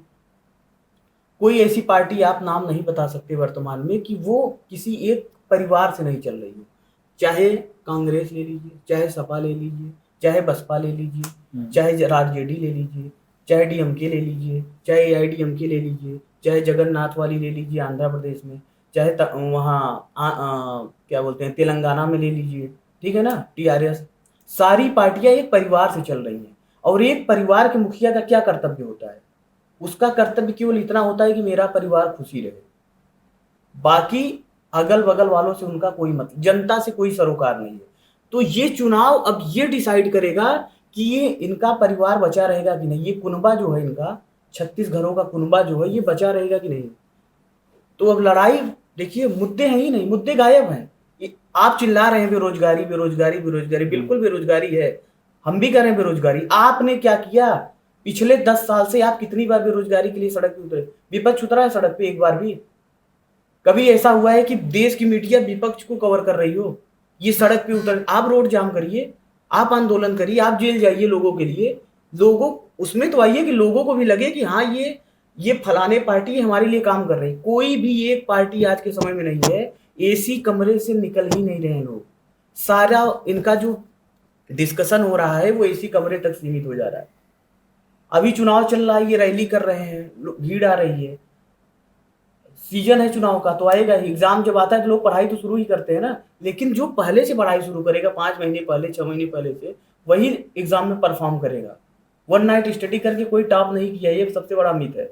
तो ये जो विपक्षी हैं ये एक गैंग, मतलब एक अलायंस बनाए हुए हैं, लेकिन इसका हमको नहीं लगता कि इससे कोई बहुत ज्यादा फर्क पड़ने वाला है, क्योंकि ये रियलिटी से एकदम दूर जा चुके हैं। ये केवल हवाई बातें कर रहे हैं। मुद्दे हैं, सबको पता है, जनता को भी पता है, गरीबी है, महंगाई है, आपको बताने की जरूरत नहीं है। आप कितने अकाउंटेबल थे पिछले 5 साल? एक मजबूत और एक सशक्त विपक्ष होना लोकतंत्र के लिए बहुत ही जरूरी है। आप 4 साल 6 महीना अंदर बाहर करते रहे, जब 6 महीना लास्ट का चुनाव हुआ तो आप मुद्दे उठा के ला रहे हैं। जनता चूतिया नहीं है, सबके पास फोन है, आजकल सब कनेक्टेड है अपनी कम्युनिटी से। हर जात के लोग, हर धर्म के लोग का एक व्हाट्सएप ग्रुप बना हुआ है, सब कनेक्टेड है, सबको पता है हमारे लिए क्या पॉलिसीज आ रही हैं, हमारे नेता की कब बैठकें होनी है, सबको पता है। आपसे ज्यादा काम उनके व्हाट्सएप ग्रुप में चल रहा है। जो आपकी जिम्मेदारी थी, एक पार्टी की जिम्मेदारी थी कि हमको अपने मतलब सरकार को कैसे क्रिटिसाइज करना है, उससे दूर हटके आप चुनाव के समय आके लोगों को भ्रमित कर रहे हैं। आप अगर ग्राउंड पे काम नहीं करेंगे तो ये सच्चाई है कि आने वाले समय में विपक्ष खत्म हो सकता है। ये मैं कड़वी बात बोल रहा हूँ, लेकिन ये सच्चाई भी हो सकती है। देखिए, मैं एक बहुत गंभीर मुद्दा ये बताना चाह रहा हूँ कि कोई भी अगर विपक्ष में है तो उसके अंदर एक ना एक्सेप्टेंस का भाव होना चाहिए। अगर कोई प्रेजेंट गवर्नमेंट है, अगर वो कुछ अच्छा काम कर रही है, तो अगर आप उसको सराहनीय भाव से देखेंगे, उसकी सराहना करेंगे, संसद के पटल पे आप उसका सराहना करेंगे, आप उसको अच्छा मानेंगे कि हाँ ये अच्छा काम है। जब पूरी जनता उसको अच्छा मान रही है, आप विरोध करेंगे तो कहीं ना कहीं आपको इसका नुकसान होगा। पुराने विगत वर्षों में देखें, जब अटल जी हुआ करते थे, तब अटल जी खुद विपक्षी नेताओं से और विपक्ष के नेता उनसे एक राय मशवरा लिया करते थे कि क्या ये कोई भी चीजें जब बनती थी, कोई भी रूल रेगुलेशंस जब लॉ पास होते थे, तो एक दूसरे में सदन में चर्चा होती थी। अभी आप देखिए, तत्कालीन गवर्नमेंट अगर कोई मुद्दा लेके आती है, सदन के पटल पे रखती है, तो विपक्ष पूरा वॉकआउट कर जाता है। इससे आप ये क्या छवि देश में पैदा करना चाह रहे हैं? इससे आप नहीं देख रहे हैं कि इससे आप डेमोक्रेसी को कितना नुकसान पहुंचा रहे हैं इस देश के। इससे जनता की मानसिकता में क्या जाएगा कि आप उनके मुद्दों को सुनने के लिए ही जब सदन के पटल में तैयार नहीं है, तो जनता आपके ऊपर भरोसा कैसे करेगी? तो मेरे हिसाब से विपक्ष के अंदर एक एक्सेप्टेंस का भाव आना चाहिए। उस एक्सेप्टेंस के भाव के साथ साथ अगर आप सरकार की कमियों को गिनाएंगे, आप व्यक्तिगत किसी व्यक्ति को विरोध करते करते आप देश का विरोध करने लगे, किसी के धर्म पे लांछन उंगली उठाने लगे, किसी के धर्म ग्रंथों पे लांछन उठाने लग गए, तो इससे आप किसी का अच्छा नहीं कर पाएंगे। क्योंकि आज की डेट में सब कोई इतना समझदार हो चुका है, अपनी अच्छी भलाई सब कोई जान चुका है कि कौन मेरे लिए अच्छी बात कर रहा है, कौन मेरे लिए बुरी बात कर रहा है, और कौन मेरे लिए सस्टेनेबल डेवलपमेंट चाह रहा है, कौन नहीं चाह रहा है। तो तो ये सब चीजें जो मुद्दा है कि विपक्ष के अंदर एक्सेप्टेंस का भाव जो है वो खत्म होते जा रहा है। इसी डर से विपक्ष व्यक्तिगत टिप्पणी करते जा रहा है, किसी के समाज पे, किसी के धर्म पे, किसी की जाति पे इतना व्यक्तिगत हो गया है कि वो मूल जो गवर्नमेंट की जो बुराइयां हैं वो गवर्नमेंट बुराइयां अपनी आसानी से छिपा ले रही है। क्यों? क्योंकि किसी के धर्म पे बोलना बहुत आसान हो जा रहा है गवर्नमेंट के लिए। तो वो विपक्ष का, मेरे हिसाब से विपक्ष के अंदर एक एक्सेप्टेंस का भाव हो और पॉजिटिव वे में चर्चा करें, सदन के पटल में जाएं, उस सदन के पटल में चर्चा हो, क्योंकि वही मंदिर है हमारा। अगर आप सदन के पटल में, आप सभा पे, लोकसभा में, राज्यसभा पे अगर आप चर्चा नहीं करेंगे, जो कि हमारे इस देश का मंदिर है, असली मंदिर वही है, वहीं से नियम कानून इस देश के लिए बन रहे हैं, सबसे ऊपर हमारे लिए वही होना चाहिए। तो ये सब चीजें विपक्ष को समझना चाहिए, इन सब चीजों में विपक्ष को एकजुट होकर बात करनी चाहिए, तब जाके एक अच्छा विपक्ष होगा इस देश में। अगर अच्छा विपक्ष नहीं रहेगा तो सरकार, जाहिर सी बात है कि वो अपना मनमाना कार्य करेगी। आपके अंदर एक्सेप्टेंस का भाव हो कि हाँ, इस सरकार ने ये काम किया, ये बहुत अच्छा काम किया, लेकिन इस पे ये हो सकता था, इस भाव से आप सामने आइए ना, तब सरकार की आप कमियां गिना पाएंगे। जैसे कि एक सशक्त लोकतंत्र में मीडिया का बहुत बड़ा रोल होता है, और ये गंभीर मुद्दा अभी के समय के लिए बहुत गंभीर मुद्दा है, क्योंकि एक विपक्ष की भूमिका एक मीडिया भी निभा सकती है। मतलब विपक्ष की नहीं, एक न्यूट्रल भावना, जो न्यूट्रल क्या थॉट होना चाहिए।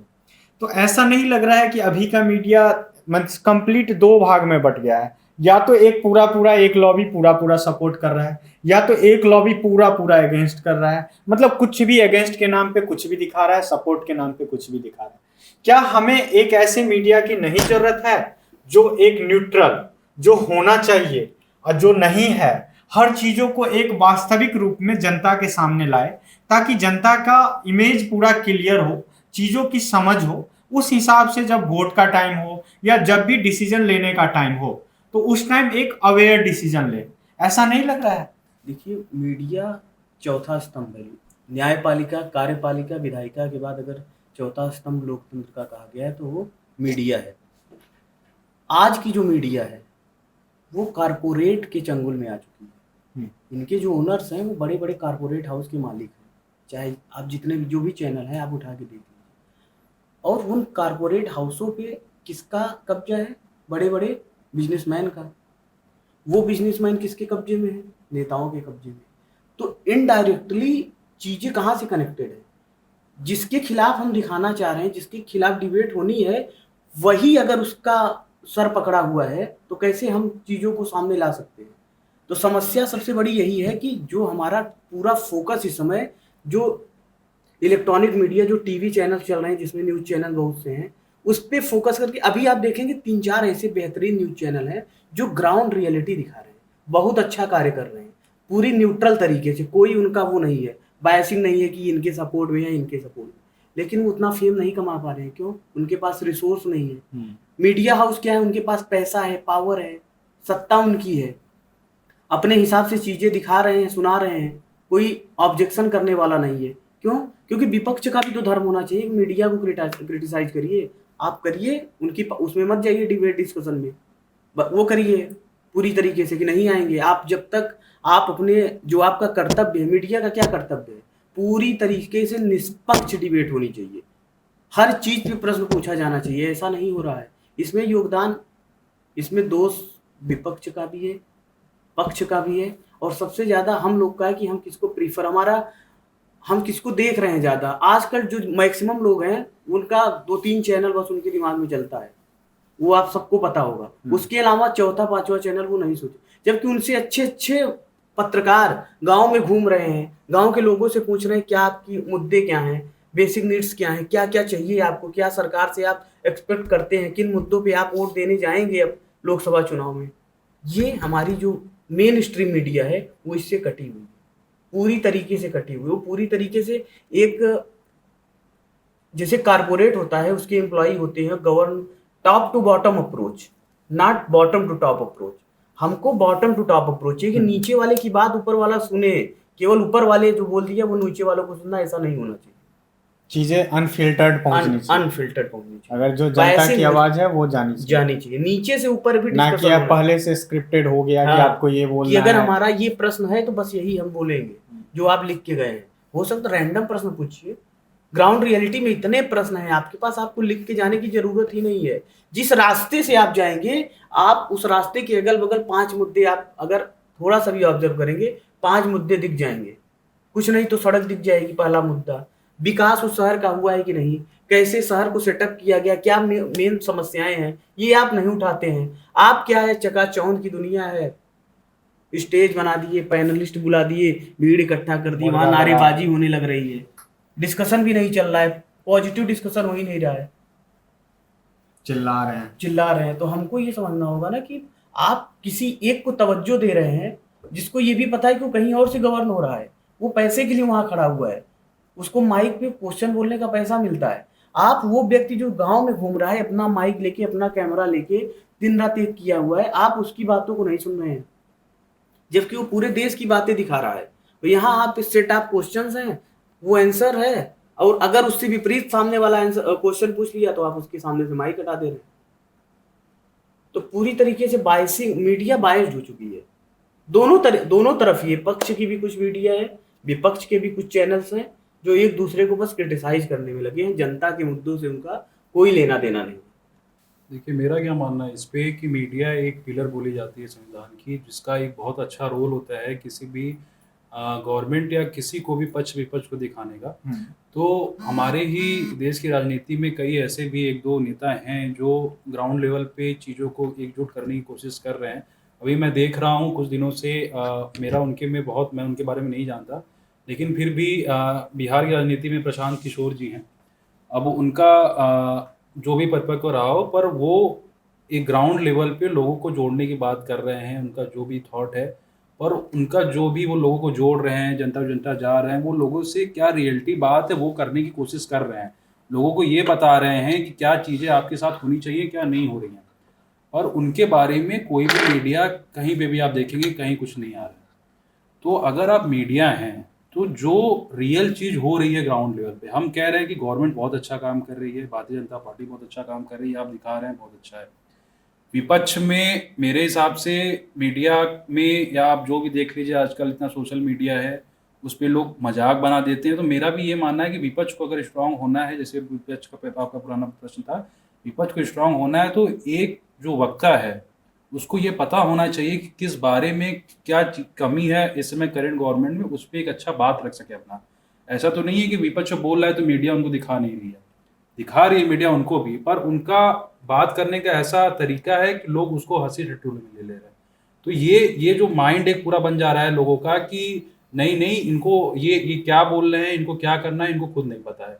तो ये जो एक माइंड सेटअप है, और जो अच्छे नेता हैं, जैसे मैं प्रशांत किशोर को, मैं किसी पार्टी से नहीं या कोई नहीं बोल रहा हूँ, प्रशांत किशोर जैसे नेता हैं, अगर वो ग्राउंड लेवल पे कुछ काम कर रहे हैं, वो किसी पार्टी से नहीं है, जो भी हैं वो सही हैं गलत हैं, तो उनकी चीज़ों को भी आप ला के दिखाइए। मीडिया का मतलब ये होना चाहिए कि जो ग्राउंड लेवल पे काम हो रहा है, मीडिया का मतलब हो गया है टीआरपी, ये एक सीरियल, टीवी सीरियल हो गया है। मतलब जो लोग जिसको देखना बहुत पसंद कर रहे हैं, जिनकी मेजॉरिटी है, आप उन्हीं को दिखा रहे हैं, लोग उनको पसंद कर रहे हैं। उनको है कि भाई 100 में से 70% व्यूअर करंट गवर्नमेंट को पसंद कर रहे हैं, तो हम करंट जो गवर्नमेंट है उनके बारे में अच्छी अच्छी चीज़ें दिखा दें तो हो जाएगा। बात ये कि करंट गवर्नमेंट अच्छा काम कर रही है, आप उसको भी दिखाइए, पर कहाँ लैग कर रही है आप उसको भी दिखाइए। अगर कोई उसके पोजीशन में आवाज़ उठा रहा है, विपक्ष नहीं उठा पा रहा है, विपक्ष का अगर इतना ही स्ट्रांग विपक्ष होता तो आज अच्छे कंडीशन में होता। आज कहीं ना कहीं अगर विपक्ष अच्छे कंडीशन में नहीं है तो उसका यही लैक है कि जैसा सचिन जी ने बताया कि पिछले 5 सालों में उन्होंने अपनी बातों को उतना ऊपर ला के नहीं रखा, जिसकी वजह से आप ये कह सकते हैं कि आज लैक है। मेरा ये मानना है कि मीडिया को भी थोड़ा एक, आप ये कह सकते हैं जैसे भी हो, कॉन्स्टिट्यूशन से हो, जैसे भी उनको एक दायरे में लेके आएँ, उस दायरे में लाने के बाद उनको एक ऐसी उनको ना रहे कि वो एक करंट, मतलब मेरा है कि एक अच्छा व्यू जो समाज से जा रहा है, पक्ष विपक्ष से दोनों को दिखाएं, और जैसे भी हो सकता है वो नियम के हिसाब से करें। जिसमें मैं इसमें एक चीज़ जोड़ना चाहूँगा कि इस देश में जब कोई गवर्नमेंट है, मीडिया की तरफ से उसको इनविटेशन जाता है, किसी भी करंट गवर्नमेंट के प्रतिनिधित्व जो करने आते हैं, मीडिया में डिबेट करने आते हैं, वो तो आएंगे ही, उनसे सवाल होगा। मीडिया का कर्तव्य है कि वो उनके जो कार्य हैं, जो अच्छे कार्य हैं, जिनको लोगों का समर्थन प्राप्त हुआ है, तो वो आएंगे, वो अपने कार्य तो गिनाएंगे ही, जाहिर बात है गिनाएंगे। कुछ अपोजिशन से लोग आएंगे, वो लोग भी बैठेंगे, वो इसका ये दोनों में डिबेट होगी। लेकिन बात यह है कि जो इस देश की जनता है, वो उस देश की जनता है, आप कोई भी इस देश में आप मीडिया के चैनल खोल के देखिए, हर उन मुद्दों पे बात हो चुकी है जो इस देश में जरूरी हैं। लेकिन सबसे बड़ी जो मेरा जो जिस चीज़ को मैंने नोटिस किया है कि सबसे बड़ी जो लैग है वो है सोशल मीडिया।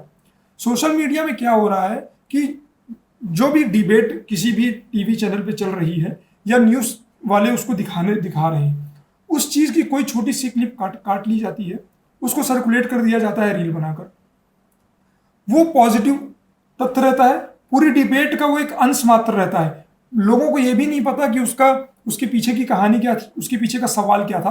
बस ऐसे तोड़ मड़ोड़ के उसको दिखा दिया जाता है, एडिट कर दिया जाता है कि लोग उस डिबेट को जज कर लेते हैं ऐसा कि ये चीज़ें गलत हो रही हैं।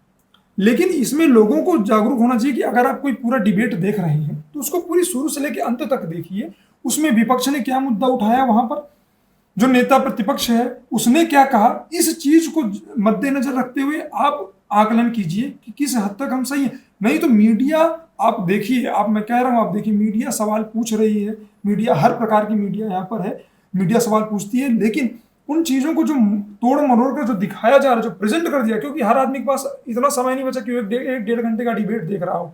आप नहीं देख रहे, मैं भी नहीं देख रहा एक डेढ़ घंटे का डिबेट। लेकिन हमको जो क्या है, हम स्क्रॉल कर रहे हैं, हमारे पास रील आ गया, वो बहुत अच्छा, उसमें म्यूजिक ऐड कर दिया गया, उन्होंने बहुत अच्छी बात बोल दी, लोग इन्फ्लुएंस हो गए। तो लोगों को जागरूक होना पड़ेगा इसके लिए। हम इस पार्ट में 2 क्वेश्चन कवर करने की कोशिश करेंगे। पहला क्वेश्चन ये है कि हम हर चीज़ में यूरोपीय देशों से खुद को कंपेयर करते हैं।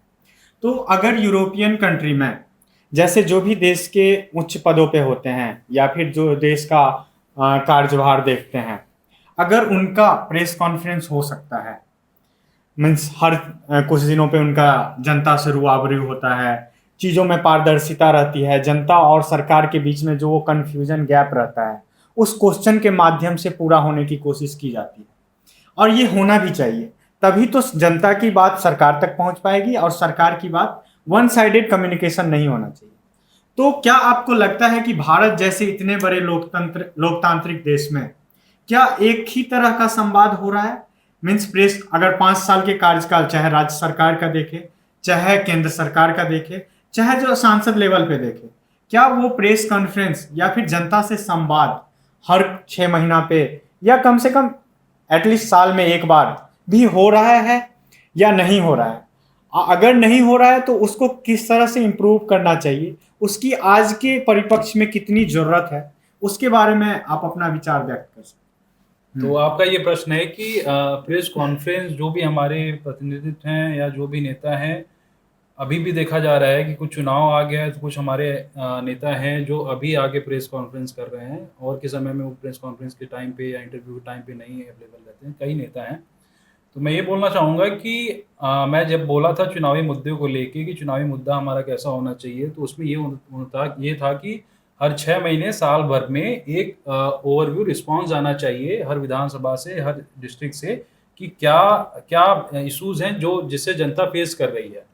तो जो भी 5 साल के कार्यकाल में है, कोई सांसद है तो अपने लेवल पे 5 साल में कम से कम वो 5 बार तो प्रेस मतलब जाके लोगों से मिले, वहाँ पे प्रेस भी रहे, वो डील करे कि जनता क्या कह रही है, हम कर क्या रहे हैं।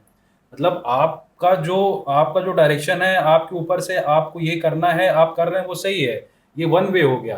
पर जनता क्या चाह रही है आपसे, क्या एक्सपेक्ट कर रही है, वो किस इशू से फेस कर रहे हैं। अगर मैं कहूँ कि कुछ व्यापारी संगठन है जो आपके जिले में जिनका कार्य हो रहा है, वो क्या डिफिकल्टी फेस कर रहे हैं, उन्होंने आपको अपने लिए चुना हुआ है। 5 साल के कार्यकाल में अगर कोई नेता पहुंच ही नहीं पा रहा है अपने एरिया में, तो वहाँ की पब्लिक क्या इशू फेस करिए, किससे कहने जाएगी। तो प्रेस कॉन्फ्रेंस एक जरिया है जिससे आप जनता से मिलेंगे, प्रेस से मिलेंगे, आपका एक व्यू जाएगा। मेरे हिसाब से प्रेस कॉन्फ्रेंस के साथ साथ जनता भी रहे वहाँ पे, जो हर 6 महीने साल भर में एक अपना रिव्यू दे कि सरकार हम किससे क्या हम फेस कर रहे हैं। अगर किसान हैं आपके एरिया में ज़्यादा हैं, किसान क्या डिफिकल्टी फेस कर रहा है, उसके पास बिजली की समस्या है, उसके पास जानवर खा जा रहे हैं, जो भी कर रहे हैं वो समस्या है, तो उस पर सरकार का क्या कदम हो रहा है, सरकार वहाँ तक पहुँच ही नहीं पा रही है। तो ग्राउंड लेवल पे बात को ऊपर ले जाने का एक बहुत ही इम्पोर्टेंट रोल है प्रेस का। तो प्रेस एक जो आपका प्रतिनिधित्व है और जनता के बीच में एक अच्छा संवाद कायम कर सकती है, उनकी बातों को एक दूसरे तक पहुंचा सकती है। तो प्रेस कॉन्फ्रेंस होना चाहिए, समय समय पे होना चाहिए। अगर 5 साल है तो किसी गवर्नमेंट को, तो उसका जो हेड है, जो भी है, प्रधानमंत्री से लेके मुख्यमंत्री से लेके विधायक सांसद से लेके पंचायत, जो भी जहां तक प्रेस कॉन्फ्रेंस का है, हर 5 साल में अगर ड्यूरेशन है तो कम से कम 5 से 10 बार प्रेस कॉन्फ्रेंस हो, अपना रिपोर्ट दें, उन्होंने क्या किया है, जनता का ये इशू था, उस जनता के इशूज के अपोज में इन्होंने अगेंस्ट में क्या क्या काम करके उनको जो भी उनकी मांगे थी उनको कंप्लीट किया है, ये होना चाहिए। हाँ, एक बड़े पिक्चर के तौर पे देखें तो बहुत अच्छा लगता है सुनने में कि भारत इतने स्थान पे पहुंच गया, भारत की आर्थिक स्थिति इतनी सबल हो गई, टॉप 5 कंट्री में आ गई। फिर लेकिन अगर हम वास्तविक ग्राउंड लेवल पे देखें तो हमें ये चीज़ भी तो देखनी पड़ेगी कि हमारी जनसंख्या इतनी है, हमारा क्षेत्रफल इतना है। क्या वो जो डेटा दिखाया जा रहा है और जो ग्राउंड स्थिति के डेटा है, दोनों में कहीं मैच हो रहा है या गैप लग रहा है? मीन्स अगर हम वर्ल्ड स्तर पे बोलते हैं कि भाई हम वर्ल्ड के टॉप 5 कंट्री में आ रहे हैं, लेकिन क्या हम वो वास्तविक स्थिति में आ पा रहे हैं अगर हम पर व्यक्ति पर मीन्स एरिया के हिसाब से देखें तो? देखिए, पूरा गेम ही है ये डेटा इंटरप्रिटेशन का। सरकार, पहले क्या होता था कि पहले भी चीज़ें गड़बड़ नहीं हुई, 50 साल भी काम हुए थे, आज भी काम हो रहे हैं। लेकिन पहले क्या होता था कि डेटा को लोगों के सामने पेश नहीं किया जाता था, उनको बड़े बड़े मुद्दे बस बता दिए जाते थे, एक ओवरव्यू दे दिया जाता। वर्तमान क्या है, डेटा बेस पॉलिटिक्स हो गई है। आप अगर आपको कोई क्रिटिसाइज कर रहा है तो आप उसको डेटा पकड़ उसके सामने फेंक के मारे कि ये देखिए, ये डेटा बता रहा है। और डेटा क्या होता है, इंटरप्रेट हो सकता है। पूरी डेटा साइंस इसी पे चल रही है। आप किसी भी डेटा को जनरेट कर सकते हैं, इंटरप्रेट कर सकते हैं।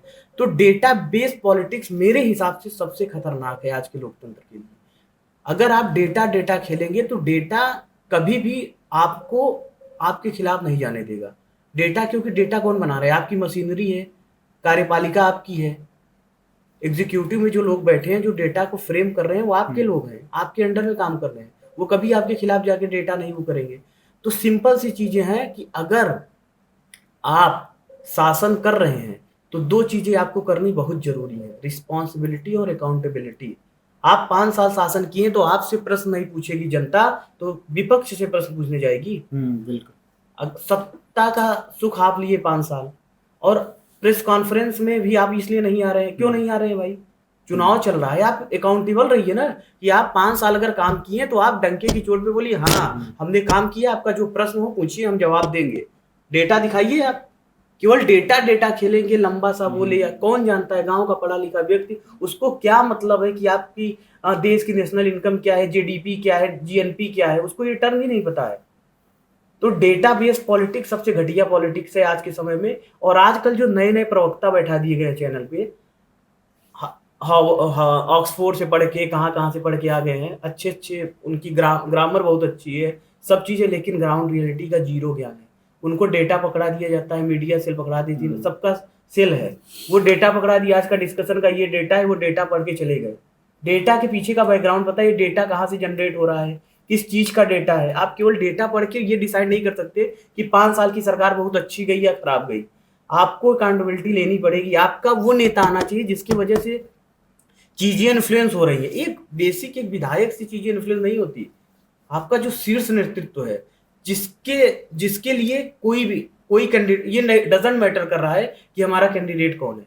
आज की पॉलिटिक्स ये हो चुकी है, लोग केवल एक व्यक्तिगत एक नेता को देख के वोट देने जा रहे हैं। कोई ये देख के नहीं जा रहा है कि हमारा लोकल नेता क्या है, जबकि हमको ये देखना पड़ेगा कि हमारा लोकल कैंडिडेट जो चुनाव लड़ रहा है, आखिरकार हम अपना प्रश्न उससे पूछने जाएंगे ना, सीधे प्रधानमंत्री के पास तो जाएंगे नहीं। तो वो कैंडिडेट अब इतना कैपेबल होना चाहिए कि हमारी चीजों को ऊपर तक उठा पाए। वो हमारा और उसका भी कम्युनिकेशन, बोथ वे कम्युनिकेशन होना चाहिए, टॉप बॉटम और बॉटम टॉप दोनों। ऐसा ना हो कि वो केवल उधर से आ रहा है, क्वेश्चन आ रहा है इधर से, हम जो पूछ रहे हैं उसका जवाब ही नहीं आ रहा है। लाइक आरटीआई क्या, इधर से पूछे उधर से जवाब आ गया। ठीक।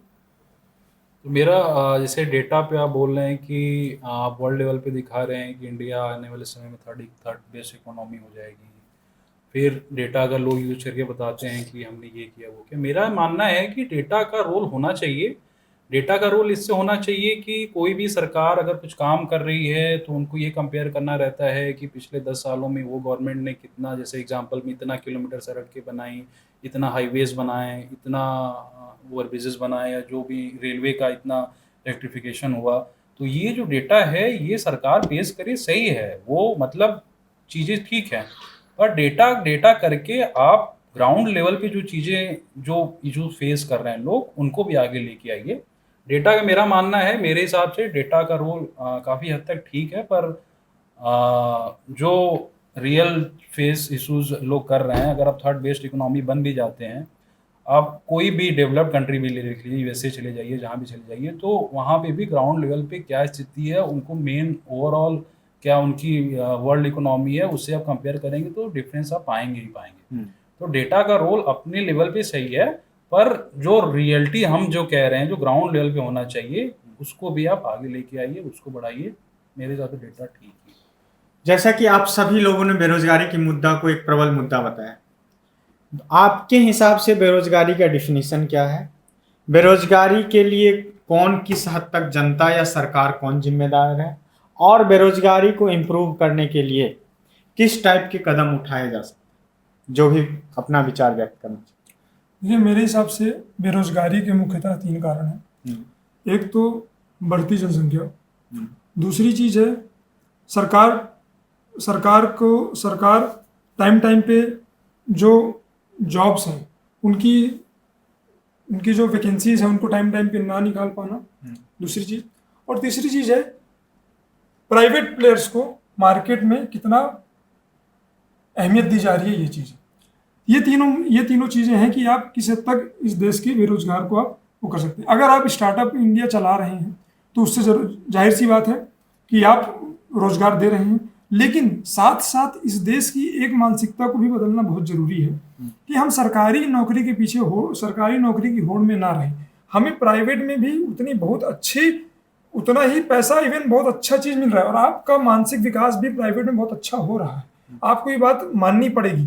सरकारी चिल्ला के आप अपने जीवन के 5 साल, जो मुख्यतः 5 साल रहते हैं, आप उनको गंवा देते हैं। ना आप कोई स्किल डेवलप कर पाते हैं, तैयारी में ही आप बिता दिए बहुत सारा लंबा समय। अपनी जो मेन पोटेंशियल जब आपके पास रहता है, आपके अंदर रहता है, उस पोटेंशियल को आपने सरकारी नौकरी की तैयारी में बिता दिया। फिर उतनी वैकेंसियां नहीं आई, आप ना कोई स्किल डेवलप कर पाए, फिर आप बेरोजगार हो गए। तो आप अंदर, अगर आप तैयारी भी कर रहे हैं गवर्नमेंट जॉब की, तो आप अपने अंदर कुछ ऐसी स्किल्स भी डेवलप कीजिए कि आने वाले समय पे आप ना, चलो आप सरकारी नौकरी ना ले पाए, लेकिन आप ऐसा रोजगार तो उत्पन्न कर पाए जिससे आप 3-4 लोगों को और रोजगार दें। सबकी भागीदारी इसमें होनी चाहिए।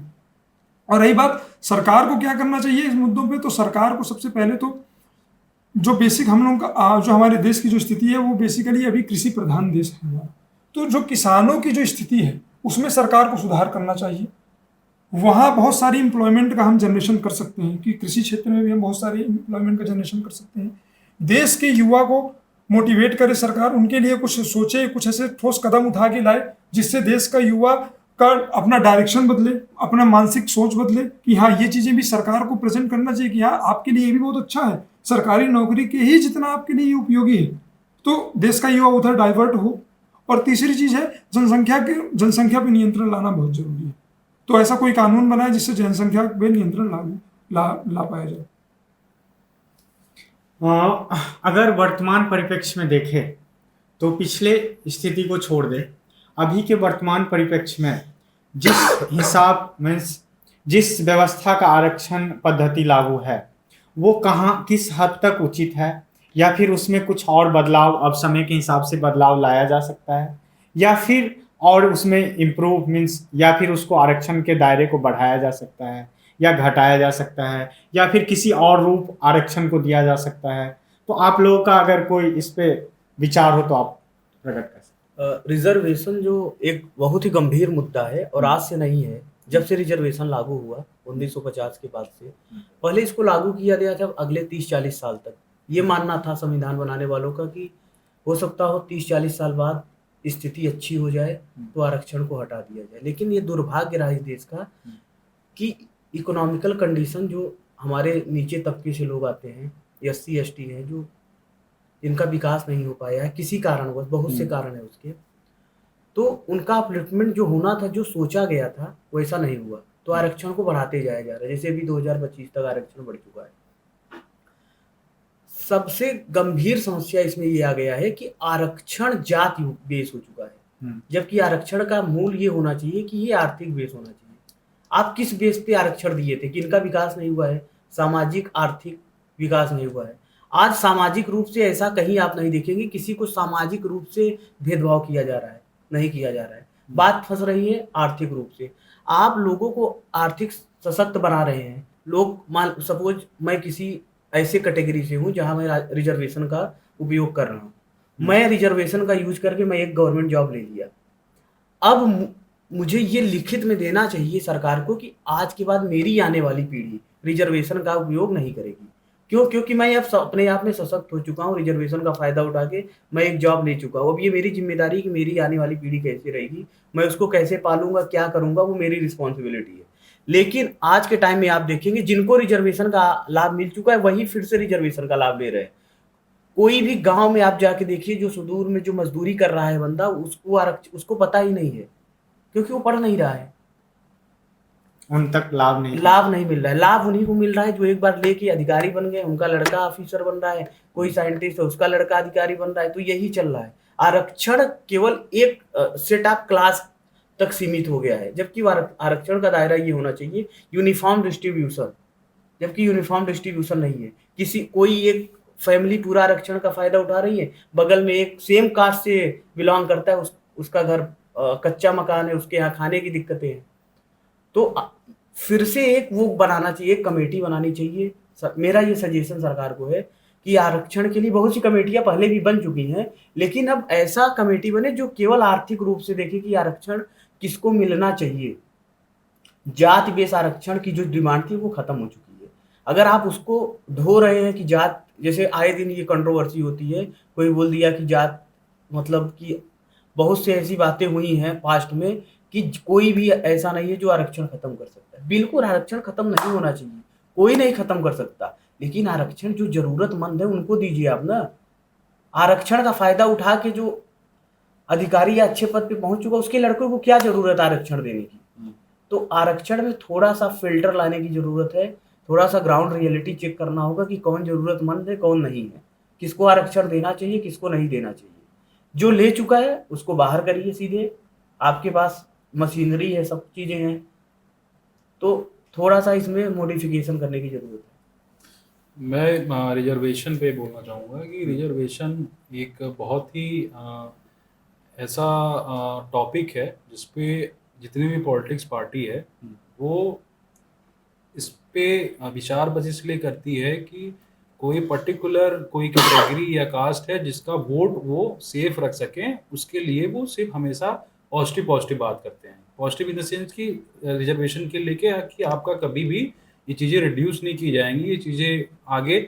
मेरा ये मानना है कि कोई भी कैटेगरी है अगर उसको रिजर्वेशन मिल रहा है, आप शिक्षित हो गए, आप एक अच्छे पोजीशन पे चले गए, तो अगर आप अपने को बोलते हैं कि मैं नेशनल लेवल पे एक अच्छा काम करना चाहता हूँ, बात करना चाहता हूँ, तो आप ये भी देखिए जैसे ये करंट पार्टी ने जनरल्स के लिए EWS करके एक रिजर्वेशन उन्होंने एक्स्ट्रा ऐड किया। अभी जो अपोजिशन के पार्टी के जो मेन नेता हैं राहुल गांधी जी, उन्होंने बोला कि मैं 50% गवर्नमेंट में आऊँगा तो 50% से ज़्यादा रिजर्वेशन कर दूंगा। करंट पार्टी पे आरोप लग रहा था अभी कुछ दिन पहले कि ये रिजर्वेशन को ख़त्म कर देंगे, तो उन्होंने करंट पार्टी भी बचने के लिए कई बार उसको सामने आना पड़ा ये बोलने के लिए कि नहीं मैं ये नहीं बोल रहा था, मेरा कुछ और मानना था। तो मेरा ये मानना है कि जब एक बैकवर्ड कैटेगरी का जिनको रिजर्वेशन मिल रहा है, अगर वो एक अच्छे पोजीशन पे चले जाते हैं तो उनकी एक नैतिक जिम्मेदारी है कि वो आगे आएँ और इस पे बात करें कि जो EWS कैटेगरी, जो भी EWS नाम से एक रिजर्वेशन लाया गया था, ये सभी कैटेगरी के लिए लागू हो। एक जो रिजर्वेशन यहाँ इंडिया में रहे वो EWS के नाम से ही रहे, वो जाति के नाम पे ना रहे। एक EWS नाम से रहे, इकोनॉमिकली वीकर सेक्शन, ये हर जाति में होते हैं। मैं आज बोलना चाहूँगा कि जनरल कैटेगरी में भी कई ऐसे लोग हैं जिनकी आज भी जो स्थिति है वो एक अच्छे रिजर्वेशन जिनको मिल रहा है उनसे बहुत बुरी है। तो आप पढ़े लिखे हैं, आप अगर रिजर्वेशन ले चुके हैं, आप एक अच्छे पोजीशन में चले गए हैं, आपकी नैतिक जिम्मेदारी बनती है कि आप ईडब्ल्यूएस कैटेगरी की बात करिए, सबके लिए समान ईडब्ल्यूएस एक रिजर्वेशन लाइए जो जो आपके इनकम के बेसिस पे हो, जो पारिवारिक स्थिति के बेसिस पे हो, कैटेगरी बेसिस पे ना हो। तो मेरा मानना देखिए, किसी भी देश का जो ग्रोथ होता है उसके लिए एक रिजर्वेशन बहुत बड़ा पैरामीटर माना गया है। किसी भी देश को ग्रोथ तब कहा जाता है, किसी भी देश का ग्रोथ हो रहा है कि उसने कितना परसेंट, अगर उस देश में रिजर्वेशन चल रहा है तो देश ने तरक्की की। इसका पैमाना ये डिसाइड करता है कि उस देश ने कितने परसेंट आरक्षण कम किया, ना कि कितने परसेंट आरक्षण बढ़ा दिया। अगर उस देश ने कितने परसेंट आरक्षण बढ़ा दिया है, इसका मतलब वो देश अभी भी उठ नहीं पाया है। अभी भी न उस देश की मानसिकता उठ पाई, ना भी उस देश के लोग उठ पाए।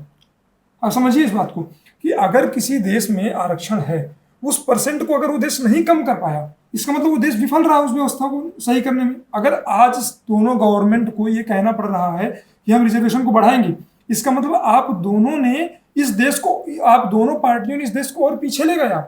कहाँ आपने इस देश का ग्रोथ किया, आप बताइए। इस देश में सबसे पहली चीज है कि जो भी बैकवर्ड क्लास के जो नेता हैं उनको जाके उनसे मिलना चाहिए। हमारे गांव में जो बैकवर्ड लोग हैं उनसे जो उनके नेता कहे जाते हैं, सो कॉल्ड नेता जो कहे जा रहे हैं कि हम आपकी बात ऊपर पहुंचा रहे हैं, हम आपकी बात आगे पहुंचा रहे हैं, उनसे मिलने तक नहीं आते। वो अपने ही लोगों का आरक्षण में उनका वो योगदान दे रहे हैं, वही लोग कर रहे हैं। उनको यही नहीं पता अभी तक कि गवर्नमेंट हमारे लिए हमको फ्री एजुकेशन प्रोवाइड करा रही है, गवर्नमेंट हमारे लिए फ्री खाना प्रोवाइड करा रही है। ये सब उनको कुछ पता ही नहीं है। और ये आगे वहाँ उन लोगों का दमन होते जा रहा है। और ये जिन लोगों को एक बार रिजर्वेशन मिल गया है, वही लोग आगे रिजर्वेशन का लाभ उठाते जा रहे हैं। तो मुझे कहीं ना कहीं ऐसा लगता है कि SC ST में भी एक क्रीमी लेयर आनी चाहिए। जिनको रिजर्वेशन का बेनिफिट मिल गया है उनको उससे हटा के दूसरे लोगों को आगे लाना चाहिए। और तभी इस देश का ग्रोथ हो सकता है अल्टीमेटली। नहीं तो फिर ये रिजर्वेशन इस देश को खा जाएगा एक दिन। एक और क्वेश्चन मैं पूछना चाहूँगा, जैसा कि अभी के टाइम में बहुत ही तूल पकड़ा हुआ है ये चीज़। जैसे बहुत सारे मुद्दे भी उठाए जा रहे हैं कि सत्ता पक्ष विपक्ष को समाप्त करना चाह रही है, या फिर सत्ता जो भी संस्थान है, ED हो, CBI हो, या फिर उस टाइप की जितनी भी केंद्र संस्थान है, उसका दुरुपयोग कर रही है। तो आप सभी का आप अगर अपना विचार इस पे प्रकट करना चाहे कि आपकी राय में क्या चल रहा है। देखिए, मैं इस पे बात करना चाहूँगा। देखिए, ऐसा नहीं है कि जो सरकारी एजेंसियां हैं इनका उपयोग सिर्फ बीजेपी ही कर रही है, या जो सत्ता पार्टी है, जो रूलिंग पार्टी है, वही कर रही है, ऐसा नहीं है। पहले भी जो विगत की जो गवर्नमेंट थी उन्होंने भी इसका उपयोग किया। और जो ये एजेंसियों का उपयोग होता है किसी बड़े नेता के खिलाफ लगा देना, या जो करप्शन कर रहा है उसके खिलाफ जो सरकारी एजेंसियां काम करती हैं, उससे आम जनमानस को इतना प्रभाव नहीं पड़ता। आम आदमी को इतना उससे मैटर नहीं करता कि वो कौन सी एजेंसी किसके घर पे छापा मार रही है। इससे आम जनमानस में कोई भी प्रभाव नहीं पड़ता। लेकिन प्रभाव इस बात का पड़ता है कि जो रूलिंग पार्टी है, अगर कोई विपक्ष के नेता पे वो सरकारी एजेंसियों का उपयोग कर रही है, और अगर ऐसा हुआ कि विपक्ष का नेता उस रूलिंग पार्टी में शामिल हो जाता है, तो उसके घर पे वो एजेंसियां जाना बंद कर देती है। ये नहीं होना चाहिए।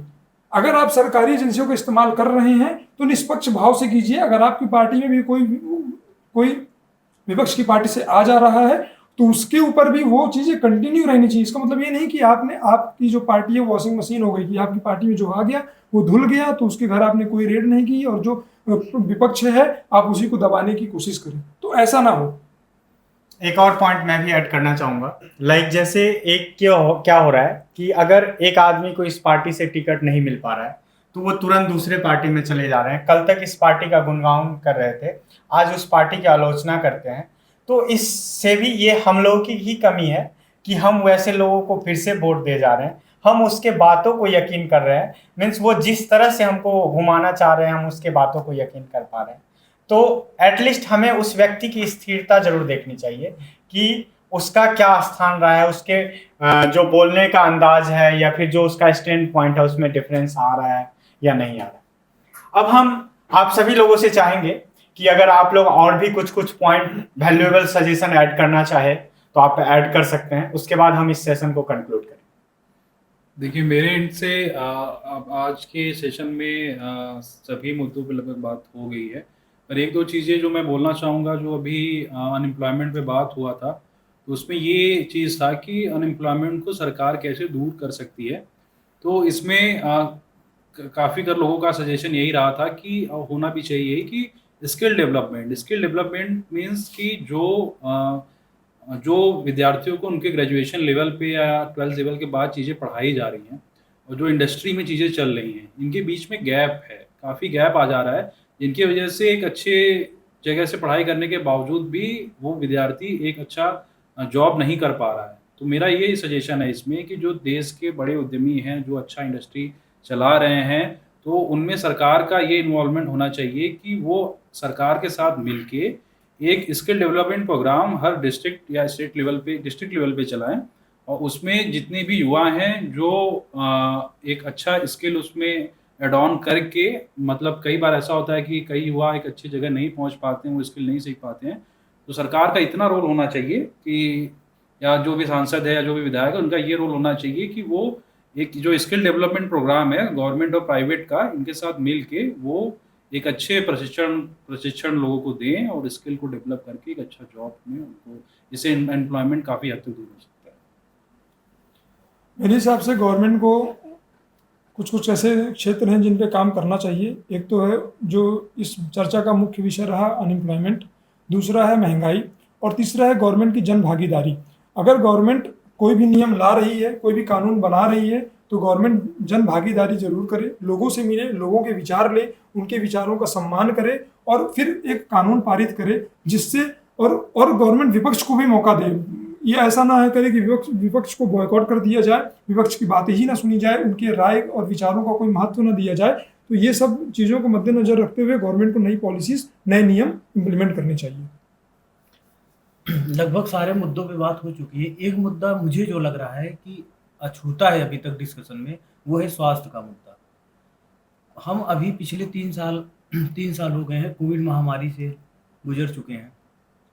वर्तमान स्वास्थ्य सुविधाएं अगर हम देखेंगे, हमारे घर में इमरजेंसी में कोई अगर बीमार पड़ जा रहा है तो हमारे पास सरकारी अस्पताल में बेड नहीं मिलेगा तुरंत। ये उत्तर प्रदेश जैसी प्रदेश की कंडीशन है कि अगर इमरजेंसी में कोई क्रिटिकल कंडीशन में पहुंच गया तो आप सरकारी अस्पताल में जाके खड़े रहिए, आपको बेड नहीं मिल सकता है, क्योंकि ऑलरेडी वहाँ इतने लोग हैं कि आपको वेट करना होगा, वेटिंग लिस्ट में आपका नाम डाल देंगे।